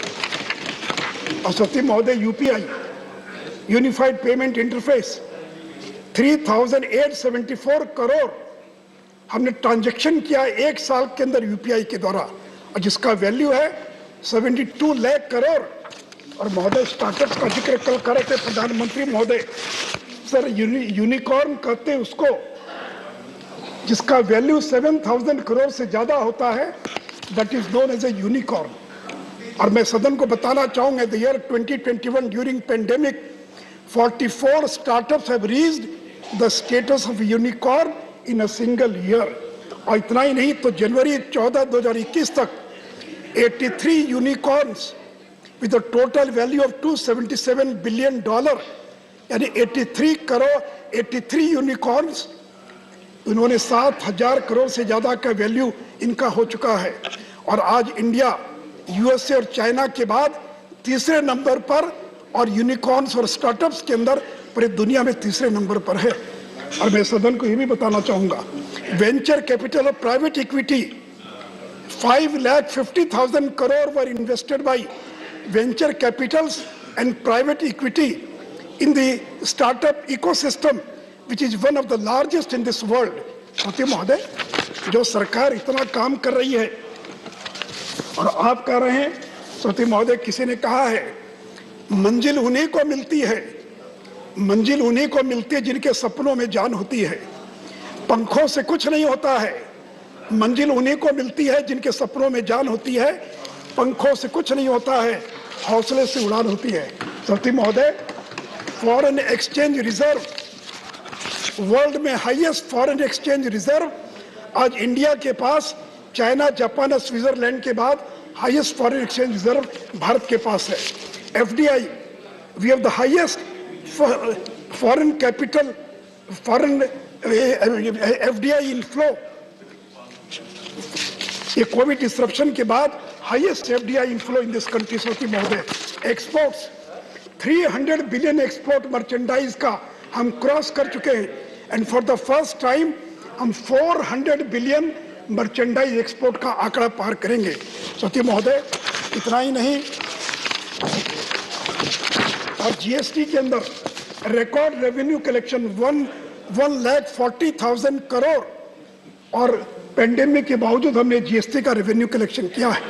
और इस पूरे फाइनेंशियल ईयर में हमने रिकॉर्ड रेवेन्यू कलेक्शन किया। सत्य महोदय, उड़े देश का आम नागरिक उड़ान, मैं सदन को बताना चाहूंगा 86 लाख लोगों ने अभी तक उड़ान का इस्तेमाल किया है। अगर उड़ान नहीं होता तो ये गरीब चप्पल वाले लोग और उड़ान का इस्तेमाल नहीं कर पाते। सत्य महोदय, आईपीओस, वाइंड अप कीजिए, 2 मिनट के आईपीओस। सत्य महोदय, 21-22 में सो फार 89,066 crore has been raised by 750 IPOs, 75 IPOs ने एक साल के अंदर कोविड के बावजूद, और 89,000 करोड़ जो पिछले 10 साल का हाईएस्ट है।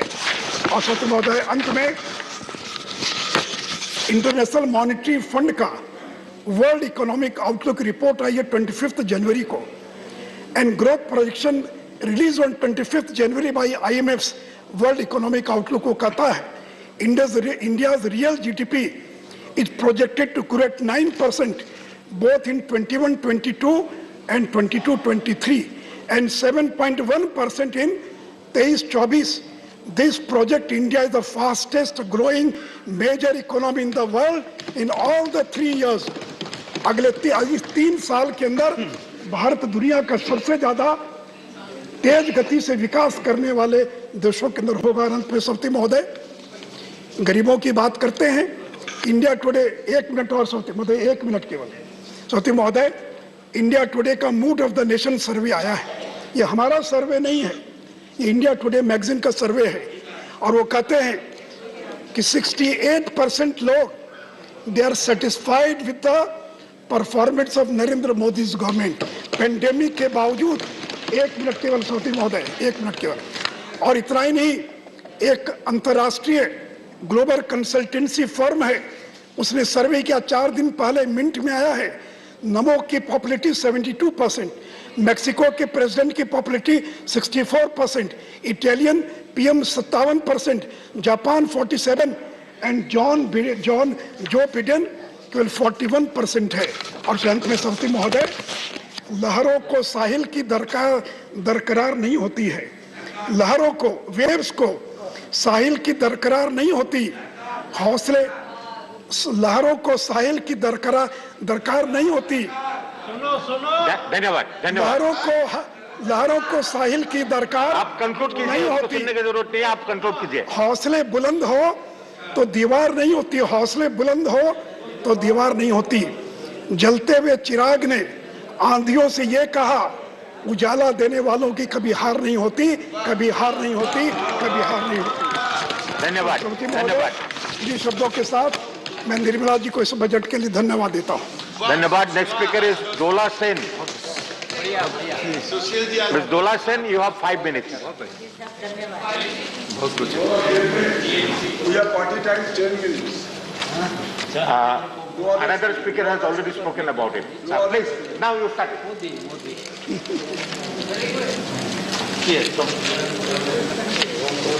5 minutes or 10 minutes, sir? आप शुरू कीजिए।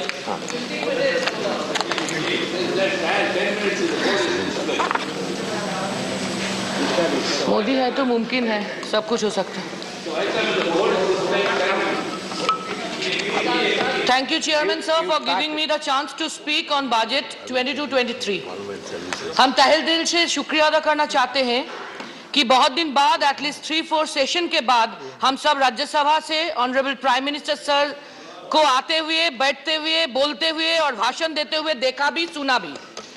और अगर यूपी इलेक्शन ना होती, अगर पंजाब इलेक्शन ना होती, अगर गोवा इलेक्शन ना होती, ये संभव नहीं होता।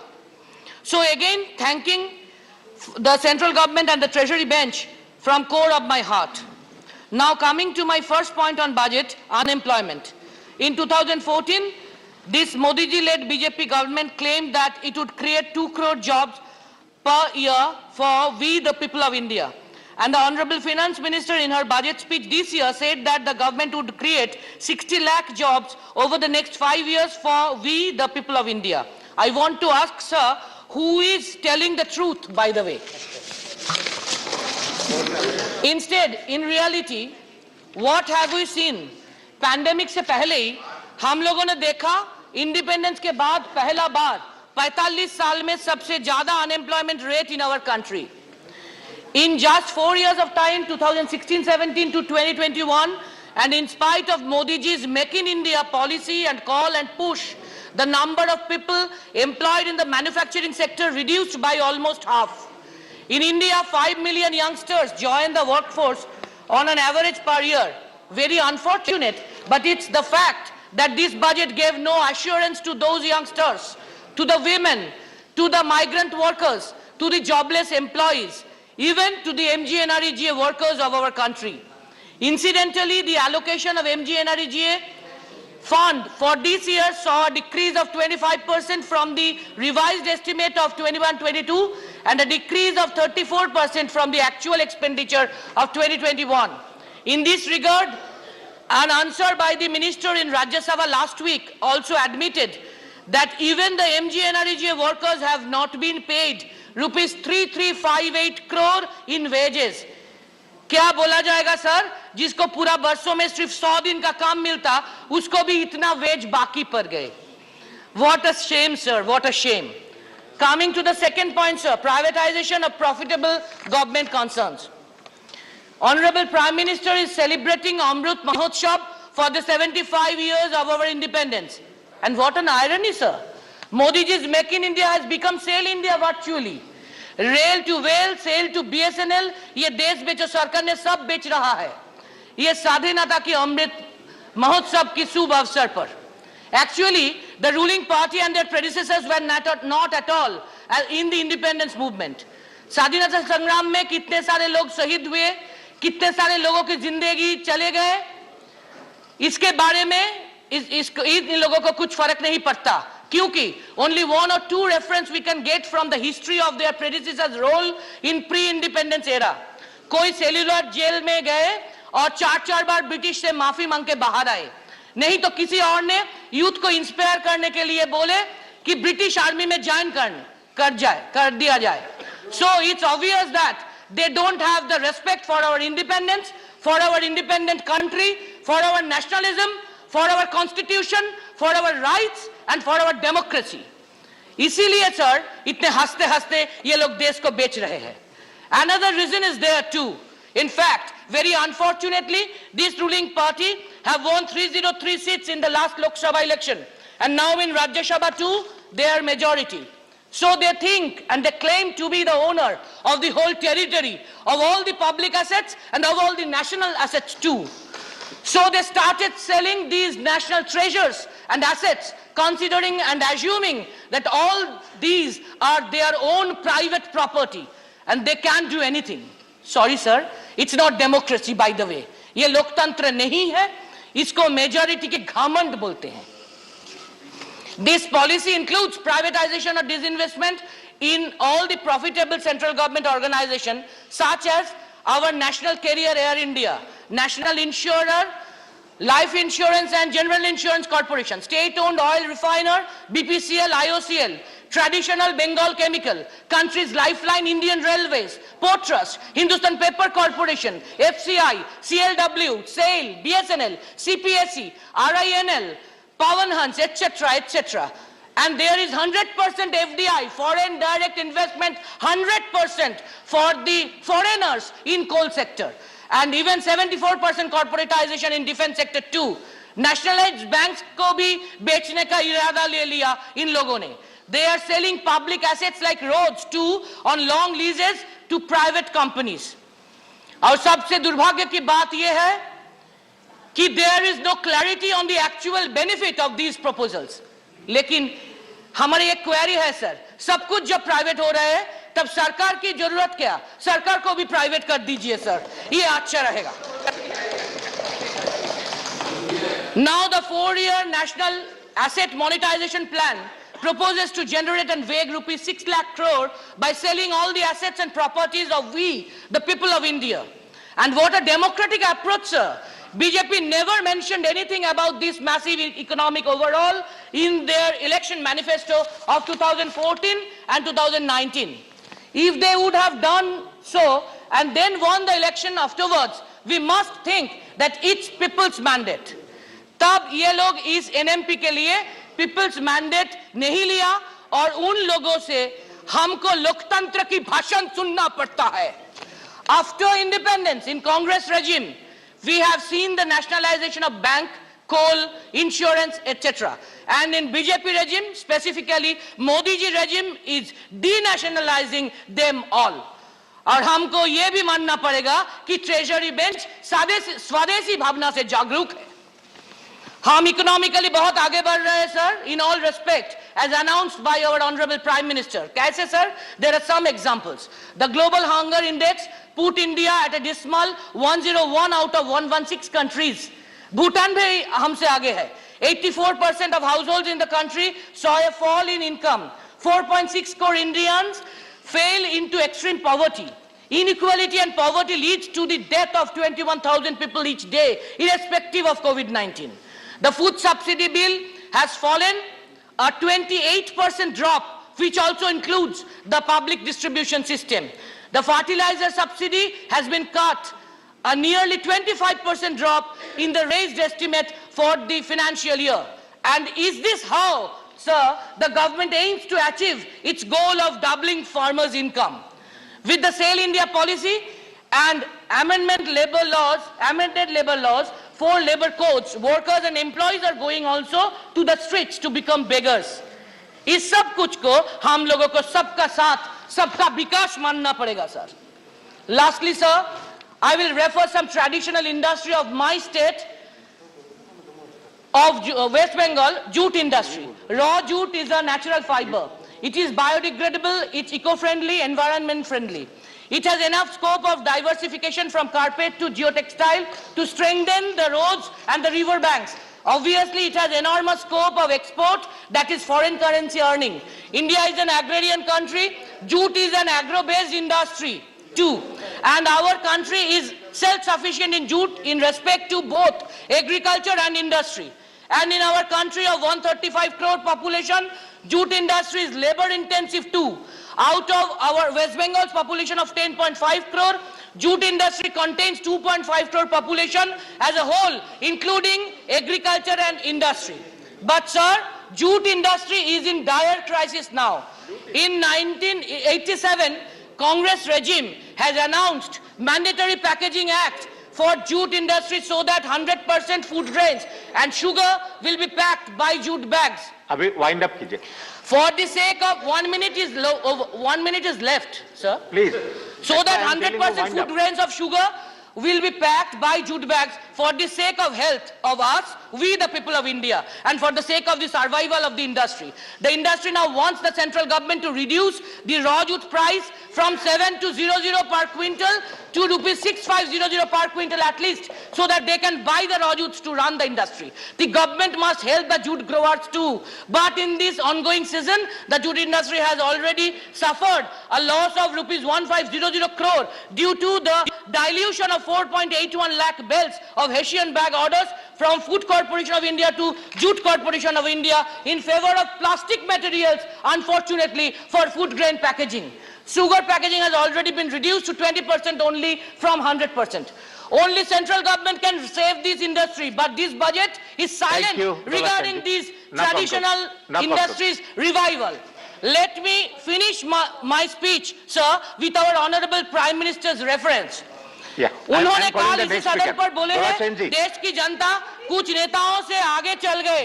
हाँ, ये सच है, ये हम भी मानते हैं. सर, एक सेकंड सर, क्योंकि if we consider world history, we will see that हिटलरी, तुगलकी, तानाशाही, एंटी-कैंपेन, झूठ, साजिश, डिफॉर्मेशन कभी लास्ट वर्ड नहीं होते. हर टाइम लास्ट वर्ड होते हैं जस्टिस, सच, न्याय और people. We the people of India will tell the last word, sir. जैसे बंगाल में पीपल ने इन लोगों को सबक सिखाए 2021 पे ममता जी को लैंडस्लाइड विक्ट्री देके, वैसे ही 2024 में देश की जनता भी इसको सबक सिखाएंगे. Thanks sir. The next speaker is Dr. Kanimoji NVN Somo. Thank you, sir. I rise to address this august house for the first time with utmost humility. I would like to express my sincere gratitude and thanks to our beloved DMK President and the Chief Minister of Tamil Nadu, Thiru M.K. Stalin, for giving me an opportunity to become a member in this august house. With a pride, I wish to say that I belong to the Dravidian stock. I revere the legendary leaders Thandai Periyar, Peraringer Anna, Kalaignar N. Karunanidhi, with whom my grandfather N.V. Natarajan worked with. My father, the late N.V.N. Somu, was a Minister of State for Defence in the Union government, who died in harshness on his way to address forward troops of Indian Army in 1997 near Tawang in Arunachal Pradesh in a helicopter crash. I am indebted to all of them. Sir, as we enter into the third year of COVID pandemic, we expected the budget 2022-23 would seek to balance short-term fiscal needs with structural reforms to support medium-term growth. However, nothing has been done in this regard, and the road to recovery is very fragile. Every household in the country fails to meet both the ends of the monthly balance sheets. The only sure thing in this last 3 years is the economic uncertainty. Now the Omicron variant has also renewed the economic uncertainty. Even without another full-scale lockdown, substantial fiscal support will be required to keep recovery track month by month. But our Honorable Finance Minister is happy to announce schemes and roadmap for next 5-6 years. There is a saying in Tamil, "Iruppadai vittu parapadai pidipadu tagumo." The Finance Minister's action is akin to this. The COVID pandemic has added 20 crore new poor people into the system and robbed more than 20 crore people their jobs. Tourism and hospitality sector was hard hit, and the road to recovery is still very bleak. But the Finance Minister is happy to announce scheme for the next decades. Kura eri kori pidikadavan vaanameri vaigundam ponana. I think the Finance Minister knows the meaning of this proverb. Sir, as a medical professional, I would like to emphasize that the COVID-related medical interventions will still remain a top priority for the foreseeable future. The development in medical infrastructure and public awareness by the state governments has reduced the death toll due to COVID-19 pandemic. Unfortunately, the patients with other ailments had to bear the heavy burden in the coming years. Than the estimated fund from last year, this year 500 crores of funds have been cut off in this pandemic budget for the health. Unless the budget allocation for medical care and infrastructure increase to 6% of country's GDP, the country may not be in a position to serve its 140 crore population. Though we are optimistic that COVID pandemic would end soon, the government has no clue how to tackle if there is any other virus outbreak in the future. Unless the government gets the right advices of the medical expertise, whatever planned by the government is like putting cart before the horses. Sir, last time there were many deaths due to the unavailability of the oxygen. I think the PM Care Fund can set up oxygen plants across the country in all the government hospitals. It is very important to protect the health of all citizens from the risks associated with any future pandemic. To mitigate these risks, the role of health insurance sector becomes more vital, necessitating a collaborating effort to improve health insurance penetration and the development of healthcare facilities across the country. One of the largest contributing factors to these high prices is the current 18% GST rate imposed on the health insurance premium. The sector has called for a GST rate cut on health insurance premium and granting infrastructure status to healthcare facilities to boost access to quality healthcare. But the government is turning a blind eye in this regard. In fact, there is a need for GST exemption for several life-saving medicines, equipments and services. As per industry reports, an estimated 56 crore individuals from lower middle class to upper middle class do not have any health insurance cover, and it represents about 40% of India's population. Apart from the lack of awareness about the importance of health insurance, the costs associated with even standard insurance products like Arogya Sanjeevani is a deterrent, with prices ranging between rupees 15,000 to rupees 18,000 per year for a family of 2 adults and 2 children, with the senior-most member's age being 45. Sir, generally speaking about health is a state subject, but we are at present sitting on a health time bomb, and that healthcare should be accorded topmost priority. The budgetary allocation from the union government is absolutely inadequate to achieve quality healthcare for all.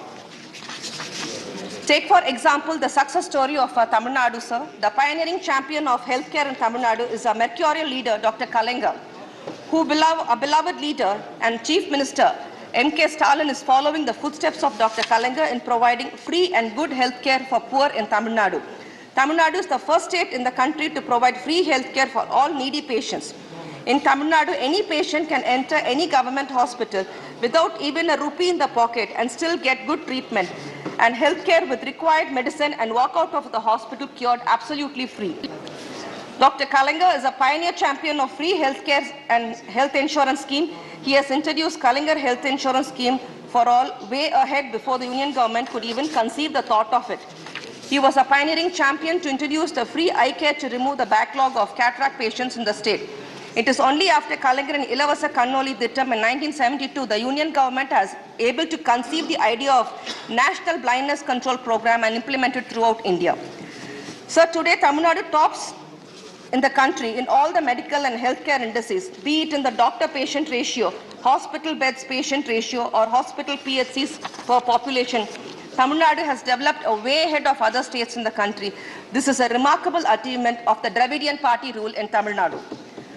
While there is an urgency to focus on all the 3 levels of primary, secondary and tertiary healthcare, it is imperative that the union government look towards improving primary healthcare. The budget 2022-23 is a usual bundle of blatant lies and imaginary empty promises that do not reflect the actual accounts of the government's budgeted expenses and receipts. Instead of setting a stage for the country's actual growth and reform trajectory, the budget plummets the hopes of the people into deep, stinky gorges. Failed promises and false promises are the regular feature of the budget documents since 2015. There are promises repeated in the union budget speeches from 2015-16 onwards. The classic examples are housing for all by 2020, the double the farmers' income by 22. There are many such, like the linking of the peninsular rivers, 1 crore loan in just 59 minutes for the eligible SME startups, generation of 175 gigawatt renewable energy or green energy by 2022. In 2022, all the promises still remain a distant dream. Sir, the Housing for All by 2022 announced in 2015 with the aim to construct over 2 crore houses for Indians belonging to particular economic sections. In 2022, the Finance Minister has announced 48,000 crores have been sanctioned for the completion of 80 lakh houses for the eligible beneficiary under the Prime Minister Awas Yojana in rural and urban areas in the year 22-23. At this rate, it may take another 5 years to achieve the desired results. And by the time the backlog of houses required for the poor urban and rural household may go up to another 2 crores, this is only a conservative figure. The real numbers may bring more dark spots in this Housing for All program. Sir, I am immensely proud to also say that Dr. Kalaignar, who introduced the pioneering scheme of providing Pakka house to the slum dwellers way back in 1970s, and later the distribution of pre-concrete houses to poor people of the sections of the society, namely the Samathuvapuram village housing scheme with 100 houses in each Samathuvapuram. There are so far 145 Periyar Ninavu Samathuvapuram in Tamil Nadu. No other leaders have even dared enough to thought of constructing houses for Dalits along with the other communities to promote social equality and uphold social justice in the country. This has also been allotted to the poor, transgenders and to the physically disabled. Had the Samathuvapuram schemes were replicated throughout India, we could have established a social equality among the people. At least from now on, I would like to urge the Union government to take a leaf out of Dr. Kalaignar and his far-sighted social upliftment program, sir. Sir, ever since the government has imaged the railways in the general budget, its importance has been reduced and the stage is set for the privatization of railways. It took 67 years for the rulers from Jawaharlal Nehru to Manmohan Singh to develop railways into one of the world's largest network and employers. But Honorable Prime Minister will take less time to derail the great Indian railways. The commercial sale of railway routes to private players means dividing the Indian railways into two. One for the rich, elite and affordable, and another for the poor, downtrodden, unaffordable people. It will create all the stations into two, one for the rich class and another for the poor class. This will lead to the discrimination like in the colonial times. Are we heading towards such discrimination and division? Indian Railways so far has been a symbol of Indian unity and social integration. It is the prime duty of the Union government to maintain the same levels of unity, integration, communal and social harmony in railways. Sir, a stepmotherly treatment in Tamil Nadu by the Union government budget stands exposed again.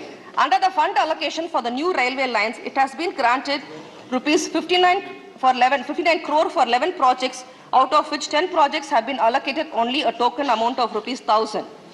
Whereas the Northern Railway gets the highest share across all zones, with rupees 18,926 crores for 14 projects, along with a token amount of rupees 15,000 for 15 other projects.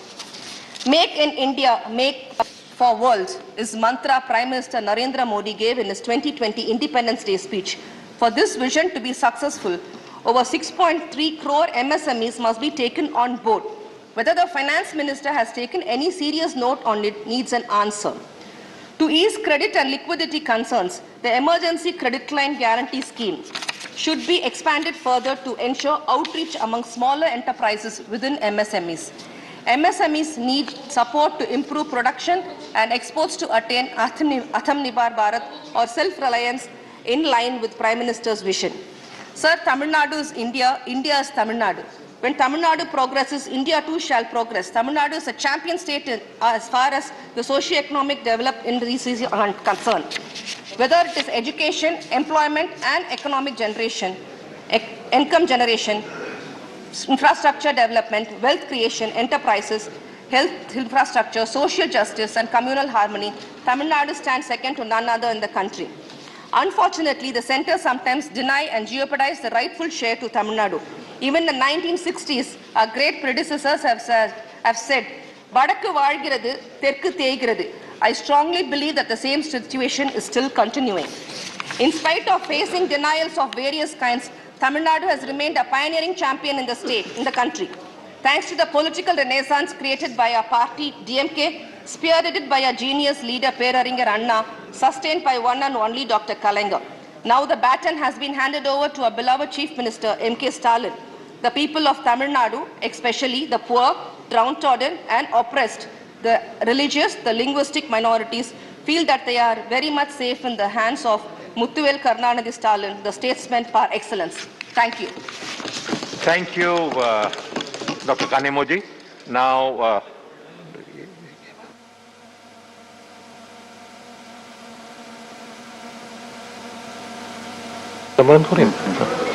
and the next speaker is Elamaran Korim. Is it there? Ah, yes, please. Thank you, sir.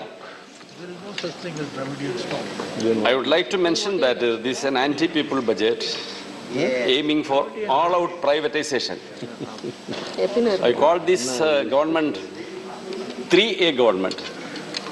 A government of Adani, Mr. Karim, for Adani, you have only 8 by minutes Adani. because rest of the time has been exhausted of your What is party. that? What is that? So you have 8 minutes. 8 minutes. 8 minutes. Only 8 minutes? No. 12 minutes. I have to. Your This other budget is full of speaker high has, decibel sound taken, bites with no substances. Your other speaker has taken the rest of the time. So you will have 8 to 9 minutes. You can. Yes. We can adjust, sir. Yes, we all know that budget is presented in the backdrop of an economic scenario when majority of the people are facing unimaginable miseries in the form of huge loss of livelihood, loss of earnings, deepening poverty and intensified hunger in the midst of unprecedented price rise of fuels and essential commodities. Sir, unemployment is so bad that there are job riots in Bihar and UP. Wealth and income inequalities are among the worst in the world. Millions have been pushed into poverty because of the pandemic and the lockdown. And inflation is accelerating even in the midst of massive unemployment. No budget in the recent period had been presented at a time when the economy is going through such a challenging situation. In this scenario, what was needed in the budget was a big push towards job creation and increasing domestic demands. But this budget failed miserably in addressing these issues.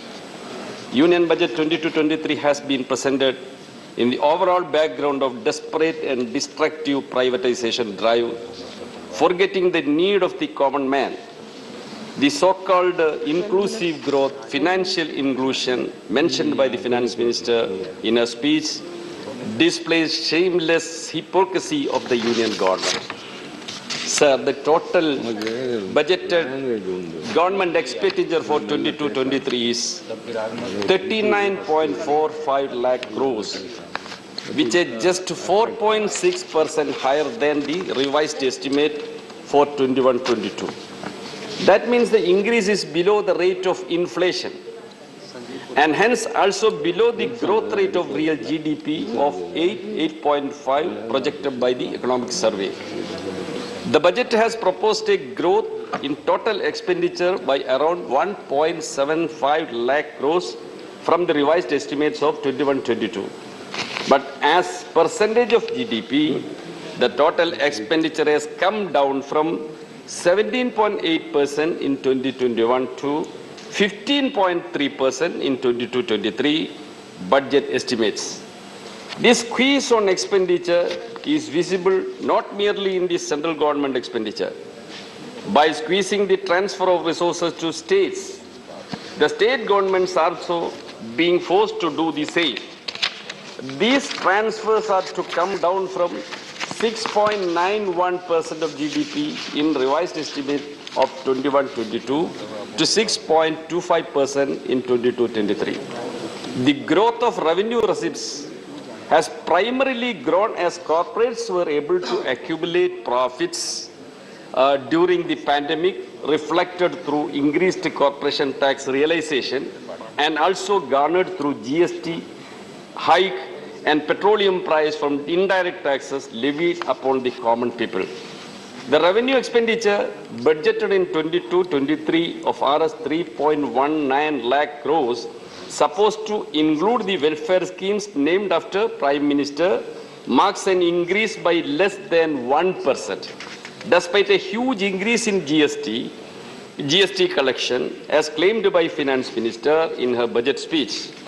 The allocation of MNREGA is reduced to Rs 73,000 crores from 98,000 crores the previous year. In the face of increased intensity of widespread hunger, food subsidy is also reduced. National food security has been slashed down by 30%.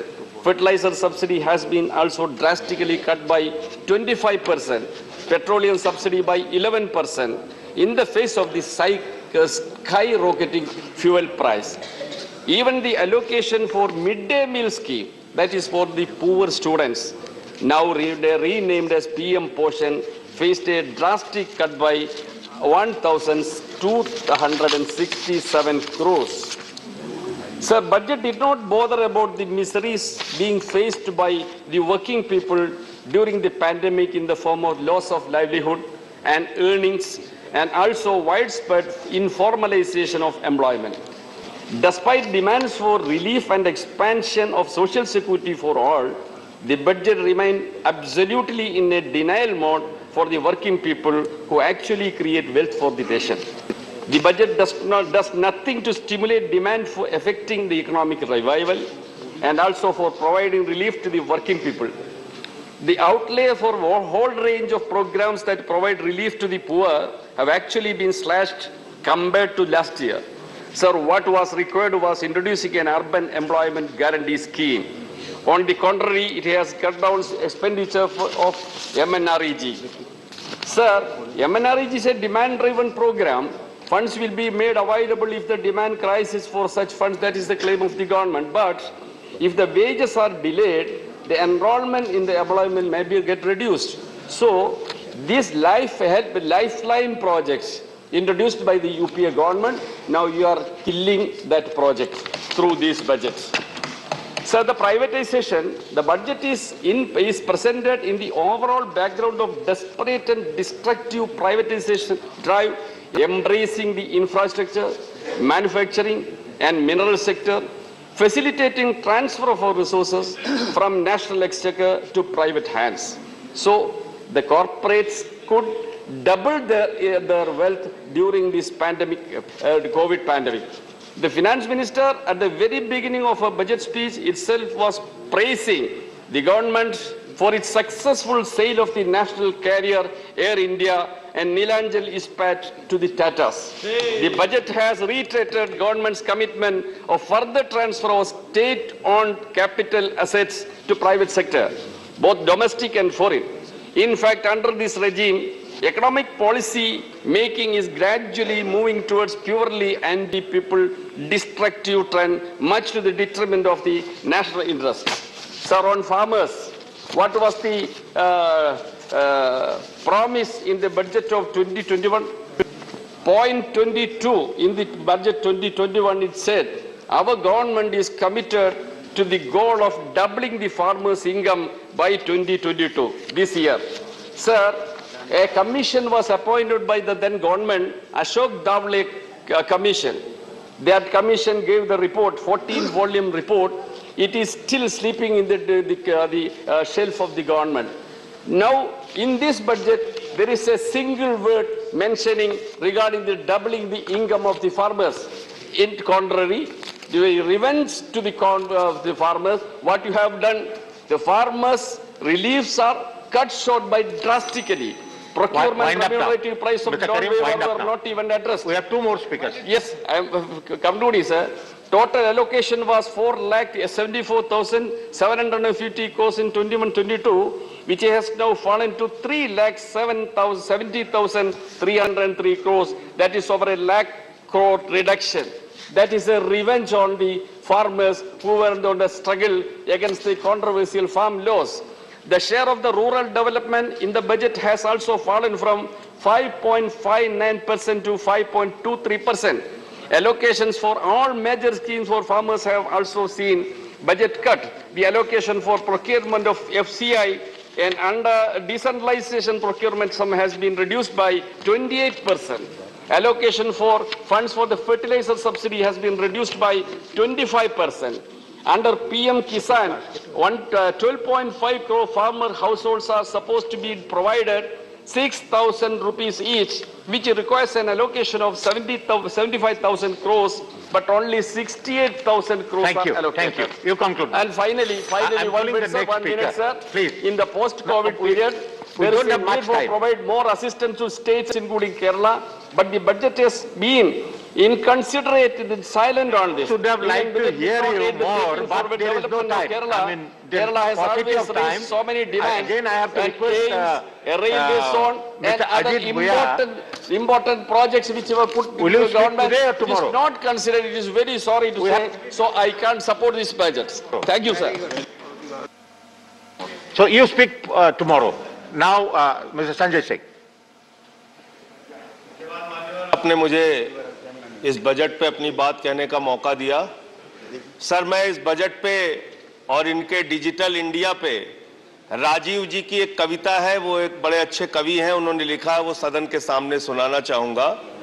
खाओ digital, गाओ digital, देश का band बजाओ digital, रुपया digital, bank भी digital और सेना का टैंक भी डिजिटल, बच्चे पाए डिजिटल शिक्षा और फिर मांगे डिजिटल भिक्षा, बच्चे पाए डिजिटल शिक्षा और फिर मांगे डिजिटल भिक्षा, डिजिटल डॉक्टर, डिजिटल गोली, डिजिटल ईद और डिजिटल होली, डिजिटल सड़क पर डिजिटल कार, डिजिटल संसद और सरकार, डिजिटल खेत में करो किसानी, डिजिटल खाद और डिजिटल पानी, डिजिटल दूध और डिजिटल गाय, डिजिटल चीनी, डिजिटल चाय, भर के खाओ डिजिटल रोटी और फिर कर दो डिजिटल पोटी।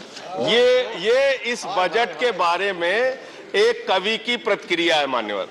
और जो इस सरकार के दावे हैं उस पे थोड़ी बात कर लेते हैं मान्यवर। इन्होंने कहा है कि 60 लाख नौकरियां देंगे।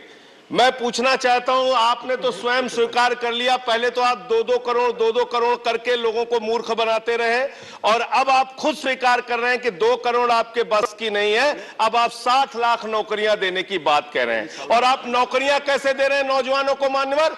35,000 रेलवे भर्ती के लिए 1 करोड़ नौजवानों ने उसमें फॉर्म भरा और उसके बाद जब उसका परिणाम आता है उसमें घोटाला और गड़बड़ी की जाती है। जब वो नौजवान सड़क पर नौकरी मांगने के लिए निकलते हैं उनको लाठियों से पिटवाया जाता है प्रयागराज में, उनको पटना में लाठियों से पिटवाया जाता है, घर में घुस के लाठियों से पीट पीट के आप नौकरी दे रहे हैं, आंसू गैस के गोले छोड़ छोड़ के आप नौकरी दे रहे हैं। आप कर्मचारियों की बात इस बजट में कर लीजिए मान्यवर। जब कर्मचारियों की चर्चा होती है, पूरे देश के कर्मचारियों की एक ही मांग है, पुरानी पेंशन की बहाली की जाए, पुरानी पेंशन की बहाली की जाए। 40 दिन कोई सांसद और विधायक रह लेता है, पूरे जीवन भर उसको पेंशन मिलती है। 40 साल कोई कर्मचारी नौकरी करता है, उसकी पेंशन आपने खत्म कर दी। पेंशन तो छोड़िए, टैक्स के राहत की उम्मीद थी कर्मचारियों को, आपने इस बजट में वो भी नहीं दिया। इसके साथ साथ मान्यवर आपने इस बजट में किया क्या है? 22 तक सबको घर देने की आपकी योजना थी, वो 22 तक घर देने की योजना भी पूरी तरीके से जमीन पर उतर के नहीं आई, वो भी फेल साबित हुई। जब आपसे पूछा जाता है सरकार की उपलब्धि क्या है, सरकार की आमदनी क्या है, आप सीना ठोक के कहते हैं अरे हमने तो आमदनी बढ़ा दी, देश का एयरपोर्ट बेच दिया। फिर आपसे पूछा जाता है कुछ आमदनी बढ़ी क्या सरकार की, कहते हैं हाँ बिल्कुल बढ़ा दी, steel authority of India limited बेच दिया, कोल इंडिया बेच दिया, बीपीसीएल बेच दिया, एलआईसी बेच दिया, बैंक बेच दिया, पोर्ट बेच दिया, सब कुछ बेचने का काम किया। ये आपका मेक इन इंडिया है, ये आपका डिजिटल इंडिया है। मानवर मैं खत्म कर रहा हूं मानवर, मैं मनरेगा की आप बड़ी पीठ थपथपाते हैं अपनी, मनरेगा की चर्चा बहुत होती है, मनरेगा का बजट आपने खत्म कर दिया, खाद की सब्सिडी आपने कम कर दी। इसका मतलब जो गरीबों को अन्न देने की योजना है वो भी योजना एकमात्र आपकी दिखावा है और मार्च के बाद गरीबों को अनाज हिंदुस्तान में मिलना बंद हो जाएगा। अंत में आपके माध्यम से एक ही सरकार से अनुरोध करना चाहूंगा कि अपना ध्यान देश की तरक्की पर लगाइए, देश को आगे बढ़ाने पर लगाइए। बेटी बेटी होती है, हिंदू की हो, मुसलमान की हो, सिख की हो, ईसाई की हो, उसकी इज्जत के साथ खिलवाड़ मत कीजिए, गुंडागर्दी मत कीजिए। आप तय करने वाले कोई नहीं होते, कौन क्या पहनेगा, कौन क्या खाएगा, कौन क्या कैसे रहेगा, कौन। Zafar Islam, I'm sorry. Please. Thank you very much, sir. First of all, I would like to thank my party and my leaders for giving me this opportunity, and also thank you for giving me this opportunity, sir. Sir, I want to really congratulate the Honorable Finance Minister. Under the leadership of the Honorable Prime Minister, she has presented a very important budget. It is an all-encompassing budget where it has taken care of everyone. So there is something for everyone in this budget. Sir लेकिन इस budget को मैं बहुत लोगों को सुन रहा था, यहाँ पर बहुत पुराने पुराने जो मंत्री भी रह चुके हैं ऑपोजिशन बेंच पे, और बहुत सारे ऐसे लीडर्स को मैंने सुना जिन्होंने बजट के बारे में काफ़ी टिप्पणियाँ की। लेकिन मैं कहना चाहता हूँ कि सर बजट को किसी बैकड्रॉप पे देखना चाहिए, किसी कॉन्टेक्स्ट में देखना चाहिए। इन आइसोलेशन बजट को कभी नहीं देखना चाहिए। जब बजट प्रेजेंट करती है सरकार तो उसका कोई मकसद होता है, और उस मकसद को देश के मकसद से को अकेले रख के नहीं देखना चाहिए। इस बजट में सरकार ने जो बजट पेश किया इसको आइसोलेशन में नहीं, साइलो में नहीं, बल्कि इस बजट को एक कंटिन्यूटी में देखना चाहिए कि पिछले सारे जो बजट अभी तक पेश किए गए सर, और जितने आत्मनिर्भर पैकेज रहे और जो सरकार 2014 से जो एक चरबराती इकोनॉमी को सुधारने की जो पेशकश कर रही है 2014 से, उसी नज़रिए से देखना चाहिए कि उस पूरे 7 सालों में जो हमने बहुत सारे जो रिफॉर्म्स किए हैं, रिफॉर्म मेजर्स लिए हैं, स्ट्रक्चरल रिफॉर्म्स किए हैं, पॉलिसी रिफॉर्म मेजर्स किए हैं, और बहुत सारे जो ऐसे डिसीजन लिए हैं जिससे आज जो है इकोनॉमी जो है एक बहुत स्ट्रांग इकोनॉमी उभर के आई है। ये हमें सबको मालूम है, और मेरे ख्याल से अपोजिशन बेंच को ही मालूम है कि हम 2 साल, एक तीसरा साल है सर जब हम कोविड से जूझ रहे हैं। सर हमें बधाई देता हूँ आदरणीय प्रधानमंत्री जी को के और देश के जो फ्रंट लाइन वर्कर्स थे और सारे साइंटिस्ट को कि आज हम बड़ी अच्छी स्थिति में, बड़े सुरक्षित स्थिति में अपने आप को सुरक्षित महसूस कर रहे हैं। लेकिन इसके पीछे एक लीडरशिप थी, इसके पीछे एक सोच थी, और प्रधानमंत्री इसके बधाई के पात्र है। लेकिन उससे हट के मैं कहना चाहता हूँ कि जब ये कोविड आया, और कोविड के परिप्रेक्ष्य में आप देखिए जब Shri Jafar Islam, it is beyond 3 now. The 3 House was supposed to adjourn. But we have some pending business like special mentions and all, very short business. So we want to finish it if the House, we want to extend the House for another 15 minutes, if the House agrees. Okay, okay. So, thank you, sir. Yeah.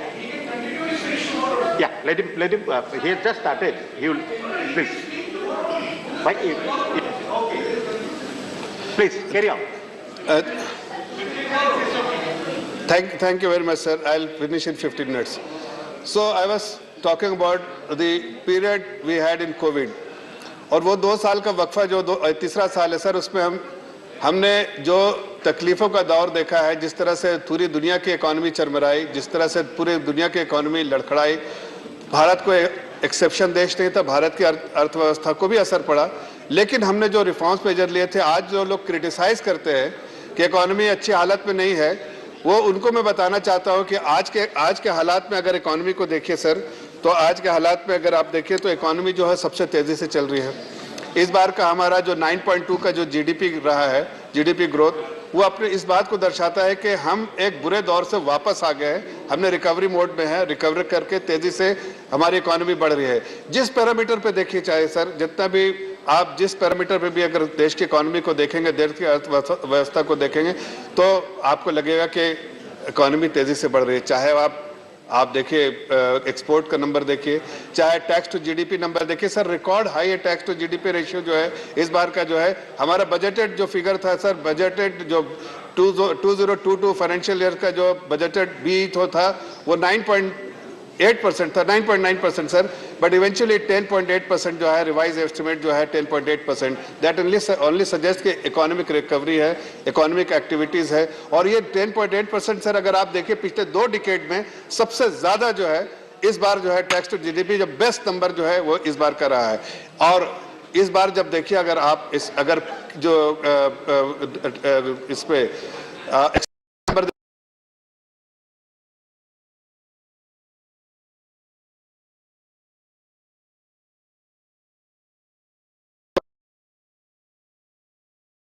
नहीं बात करते हैं कि हमने इतने loan बांटे, लेकिन वो बात करते हैं कि लोन जो वापस कभी नहीं, उसको सुधारने के बाद डिलेवरेज कंपनी करने, जो लेवरेज इतना कंपनी कर चुकी थी उसको उन्होंने डिलेवरेज किया। और अब इकोनॉमिक रिकवरी के साथ साथ ये भी दिख रहा है कि देखिए क्रेडिट ऑफ टेक भी है, अभी 9.9% प्लस में क्रेडिट ऑफ टेक है, जो कि पिछले महीने में 7% था। तो ये सब चीजें दर्शाती है कि sir economy going in the right direction, back in order, or it's moving very fast. That's why अगर आप ग्लोबल पर्सपेक्टिव से देखें तो सबसे फास्टेस्ट ग्रोइंग इकोनॉमी है और दुनिया के जो निवेशक हैं वो हिंदुस्तान में आज इन्वेस्ट कर रहे हैं। जो रिकॉर्ड जो है हमारा FDI है 62 बिलियन, अगर प्रोरेटा बेसिस पे देखें तो 64 बिलियन डॉलर जो है हमारा आएगा, वो अपने आप में एक बहुत बड़ा नंबर है। इसलिए कि इंडिया को आप ब्राइट स्पॉट देखते हैं। क्या सोचते हैं सर ग्लोबल इन्वेस्टर्स, क्या सोचते हैं ग्लोबल इन्वेस्टर्स? देखते हैं दो चीज़ की, देश की अर्थव्यवस्था में एक ऐसी लीडरशिप के हाथ में है जो कि ठीक है कोविड की वजह से अर्थव्यवस्था सबकी खराब हुई थी, क्या ऐसी लीडरशिप है जो इसको अच्छे डिसीजन ले सकती है और उसको वापस पटरी पे खड़ा कर सकती है? तो आज हमने ये देखा कि उस इकोनॉमी को जो वापस ऑर्डर पे आई, उसके बाद इसको और तेजी से कैसे ले जाना है उसकी भी जो है इस बजट पे पेशकश की। जो बहुत छोटे संक्षेप में बोलूंगा सर, अभी कुछ हमारे सीनियर लीडर जो अपोजिशन के वो कह रहे थे कि हेल्थ इंफ्रास्ट्रक्चर, भाई हेल्थ इंफ्रास्ट्रक्चर में अगर आप देखिए तो हमने कोई, आपने कोई ऐसा तो नहीं कि आपने ऐसा हेल्थ इंफ्रास्ट्रक्चर खड़ा करके रखा था 70 सालों में कि जिसको हमने खराब कर दिया हो। हमने तो हेल्थ इंफ्रास्ट्रक्चर में sir compounded annual growth rate के अगर हिसाब से देखें CAGR जो एक्सपेंडिचर किया, खर्चा किया, उस पर 23% हमने जो है वो उस रेशियो से हमने खर्च किया है। इसलिए कि वो कंपेयर कर रहे हैं कि पर कैपिटा दुनिया की 20% आबादी हिंदुस्तान में रहती है, पर कैपिटा हेल्थ एक्सपेंडिचर कितना है $175। अरे आप कंपेयर करना है तो करिए कि इटली और उसको भी देखिए कि आपने जिस समय में उन्होंने हेल्थ इंफ्रास्ट्रक्चर डेवलप किया तो आपने क्या किया? आपने तो दुनिया के जो 200 कंट्रीज में के बाद आप आते हैं हेल्थ इंफ्रास्ट्रक्चर में, जबकि आप जो रेफरेंस दे रहे हैं, रेफरेंस पॉइंट है आपका अमेरिका का है, आपका इटली का है जो कि नंबर 1, नंबर 2, आप फ्रांस और जर्मनी की बात करते हैं। ये इन सब कंट्रीज की बात करते हैं जिन्होंने हेल्थ इंफ्रास्ट्रक्चर में लीड लिया था सर। जब हम सो रहे थे तो उन्होंने लीड लिया था, अब हम ये सरकार जो है लीड ले रही है, इसीलिए खर्चा भी कर रही है। और उसका ये भी दिख रहा है कि आज जो पिछले साल बजट में सबसे बड़ा लार्ज एलोकेशन हेल्थ सेक्टर में हुआ और उसके बाद हमने देखा कि जो गांव-गांव तक जो हमको आज राहत पहुंचाने का काम हम कर पा रहे हैं, जो हमने जो गांव-गांव में जो हेल्थ केयर सेंटर जो हम खोल रहे हैं, इससे किसको फायदा होगा? इससे आम जनता जो आज भाग के अगर छोटे शहर में, हम जैसे लोग जो छोटे शहर से आते हैं सर, जो हमने बचपन छोटे शहर में गवाया है, तो हमने छोटे शहर में जब हमने गुजारा है तो देखते थे कि कोई बीमार पड़े तो उसको किसी बड़े शहर में ले जाना पड़ता था। आज इस सरकार की एक कोशिश है कि हर छोटे शहर में एक हॉस्पिटल हो, मेडिकल सेंटर हो, ऐसे सेंटर हो जिसमें इलाज हो सके। तो ये सरकार की सोच है, आपकी सोच नहीं थी। आप क्रिटिसाइज कर रहे हैं लेकिन आप अपना इंट्रोस्पेक्ट नहीं करें कि आपने क्या किया था। उसी तरह से अगर बहुत सारी चीज़ों के बारे में बात करना चाहते हैं सर, तो मैं आपको बताना चाहता हूं कि एजुकेशन सेक्टर में हमने इस बार जो है एजुकेशन सेक्टर में 1 लाख एजुकेशन के लिए 1 लाख करोड़ का जो है बजटरी एलोकेशन किया है। आप जरा 2014 में देख लीजिए आपका क्या बजटरी एलोकेशन था। आपका बजटरी एलोकेशन था नॉट इवन 50,000 करोड़। वहां से हम अपने 7 सालों में डबल कर दिया सर बजटरी एलोकेशन। आप इसलिए कि हम चाहते हैं कि गांव-गांव तक एजुकेशन में हर तरह का वो सपोर्ट मिले अपने आने वाली पीढ़ी को, ताकि वो पढ़ लिख के आगे बढ़ पाए। सर सबसे बड़ी इंपॉर्टेंट चीज़ है कि इस बजट में क्या है। इस बजट में लोग कह रहे हैं अनएम्प्लॉयमेंट की बात कर रहे हैं। साहब अनएम्प्लॉयमेंट कैसे ठीक होगा? आपने तो बार बार CMI का डेटा, आपने हर जगह पे आप CMI का डेटा बात करते हैं। जब आप CMI का डेटा ले लीजिए, पिछले जो प्री कोविड लेवल और अभी ले लीजिए, तो आपको समझ में आएगा प्री कोविड लेवल में जो सिचुएशन थी उससे वापस आ गए कोविड लेवल में, जितने 24% जो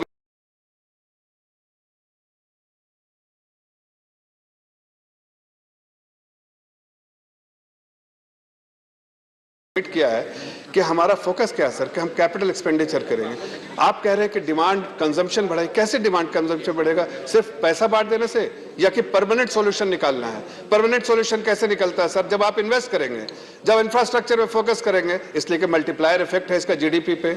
आप अगर चाहे ₹1 इन्वेस्ट करते हैं तो अगर इंफ्रास्ट्रक्चर में करते हैं, रेल में करते हैं, तो 5-5.5% रुपये उसका नेशनल GDP में कंट्रीब्यूशन होता है। इसलिए कि बैकवर्ड इंटीग्रेशन, फॉरवर्ड इंटीग्रेशन दोनों को लेते हुए आप रोड पे करते हैं तो 3-3.5 रुपए का होता है। उसी तरह से हमारे सरकार का फोकस और जॉब एम्प्लॉयमेंट क्रिएशन होता है। एग्रीगेट डिमांड जो बढ़ेगा, जब जैसे ही हम कैपेक्स जो अपना जिस तरह से शुरू होगा, तो जाहिर है एग्रीगेट डिमांड बढ़ेगा। डिमांड बढ़ेगा तो कंजम्पशन बढ़ेगा, कंजम्पशन बढ़ेगा तो प्राइवेट कैपेक्स शुरू होगा, प्राइवेट कैपेक्स शुरू होगा तो नौकरी और बढ़ेंगी। तो ये तो बिल्कुल वर्चुअस साइकिल है सर। हमारी सरकार ने उसको ध्यान रखते हुए किया है कि हम इस तरह की पॉलिसी लेकर आएंगे ताकि परमानेंट सॉल्यूशन हमारे पुराने जो सरकारें रही हैं उनकी सोच होती थी कि कुछ बांट दो, थोड़ा सा बांट दो, उनको छोड़ दो, उनकी स्थिति में छोड़ दो। लेकिन हमारी सरकार, हमारे आदरणीय प्रधानमंत्री जी की सोच है कि हम मजबूत बनाएंगे, हम एम्पावर करेंगे, हम हाथ थामेंगे, हम ऐसी सिचुएशन बनाएंगे, हम क्रिटिसिज्म से कतराएंगे नहीं, बल्कि हम उनको मजबूत करेंगे। अपोजिशन क्रिटिसाइज कर सकता है, लेकिन अपोजिशन को मालूम है कि पटरी पे चल रही है सरकार, इकोनॉमी और तेजी से चल रही है। जॉब एम्प्लॉयमेंट जो है क्रिएशन की बात कर रहे हैं, हम जॉब क्रिएशन होगा, इसलिए कि इंफ्रास्ट्रक्चर डेवलपमेंट में सबसे ज्यादा जॉब क्रिएशन होता है सर। सबसे ज्यादा डिमांड, एग्रीगेट डिमांड की वो जो बात करते हैं, वो सबसे ज्यादा इसी वक्त ये इन्वेस्टमेंट जो है बढ़ेगा। हमने 7.5 लाख करोड़ किया है सर। 7.5 लाख कोई छोटा अमाउंट नहीं है। आप जरा सा 2014 में देख लीजिए, आपको अपना बजट भी देखना चाहिए, इंट्रोस्पेक्ट कीजिए कि 2014 में आपके बजट में 2 लाख करोड़ के लिए आपने पूरा कैपेक्स के लिए डाला था, कैपिटल एक्सपेंडिचर के लिए। अभी 7.5 लाख करोड़ है। और उस वक्त के साथ देखिए सर, बजट जो जीडीपी का साइज 2014 में छोड़ा था, जीडीपी का साइज 112 लाख करोड़ का। आज हमारे जीडीपी का साइज जो है, जीडीपी का साइज है 258 लाख करोड़ का। जो FY 23 का जो बजट खत्म हो रहा है, वाइंड अप कीजिए सर। 5 मिनट, 3:15 है सर, 3:15 15 मिनट जो आपने दिया तो उसी में बोलूंगा। इसके बाद और एजेंडा है सर, बस 5 मिनट में, बस 5 मिनट। मैं अपनी बात संक्षेप में खत्म कर रहा हूं सर। मैं सिर्फ ये कहना चाह रहा हूं कि देखिए सर, इस बजट का जो either you will have to wind up now or you will speak tomorrow. नहीं सर, मैं वाइंड अप कर रहा हूं, 2 मिनट में वाइंड अप कर। तो in 1 minute you wind up because I have other business. No, don't you address to the chair and listen to the chair. Sir, you have 1 minute to finish. Sir, I will conclude. I will conclude in 1 minute. I will go to the another agenda. I'll conclude in 2 minutes, sir. Sir, okay. My final. I'm just concluding, sir. Sir, the focus of this budget is growth oriented. The government has very clearly committed large allocation, budgetary allocation for capex. That will ensure that there is enough job creation, there is enough demand, there is enough consumption, and obviously there will be a virtuous cycle for private investment as well. Sir, इस दूसरी चीज़ें जो बहुत important इसमें focus रहा है sir, कि हमारे जो चाहे वो रूरल सेक्टर हो, अगर रूरल डेवलपमेंट में देखें तो इस बार हमने I'm going to the other agenda now because the house has other business also. If you have not finished, you can finish it tomorrow. Well, I have not finished, sir. I have just started, but anyways. You can continue tomorrow. You can continue tomorrow. Will you? You can continue tomorrow. Sir, there is time constraint. Okay, so okay, either you finish it now. Sir, if you give me 2-3 minutes, I'll finish it. Already there is no time. I cannot make another extension of the house. I'll have to take sense of the house. So please, you'll speak tomorrow. So I'm going to the sir, I'm just concluding it, sir. I'm concluding it, sir. No, sir. No, not now. Now you'll speak tomorrow. Now special mention. Professor Manoj Kumar Jha. Don't have to read. Thank you, Honorable Vice Chairman, sir. It is with regard to demand to contain damage by arsenic contamination as a priority. The government must take action on it, ensure a speedy delivery of purified water under Jal Jeevan Mission, and rehabilitate the people affected by poisonous contamination. Table of the House, my special mention to address the anomaly in defense disability pensions. Thank you. Shri ZVL Nasimara. Mention is about Lepakshi monuments, to give World Heritage status to the Lepakshi monuments. Thank you. And the allocation of funds for conservation and promotion. Only you have to है कि देश का नाम केवल भारत हो, एक देश एक नाम। दुनिया में शायद भारत ही से देश है जिसको आप लेकर दीजिए बस। जी धन्यवाद। श्री केसी Ramamurthy. The concern over wastage of food in the country, need for sensitizing people about the importance of food. Thank you. The House stands adjourned to meet at 11 hours tomorrow. So to meet at 10 hours on Thursday, the 10th February 2022. Thank you.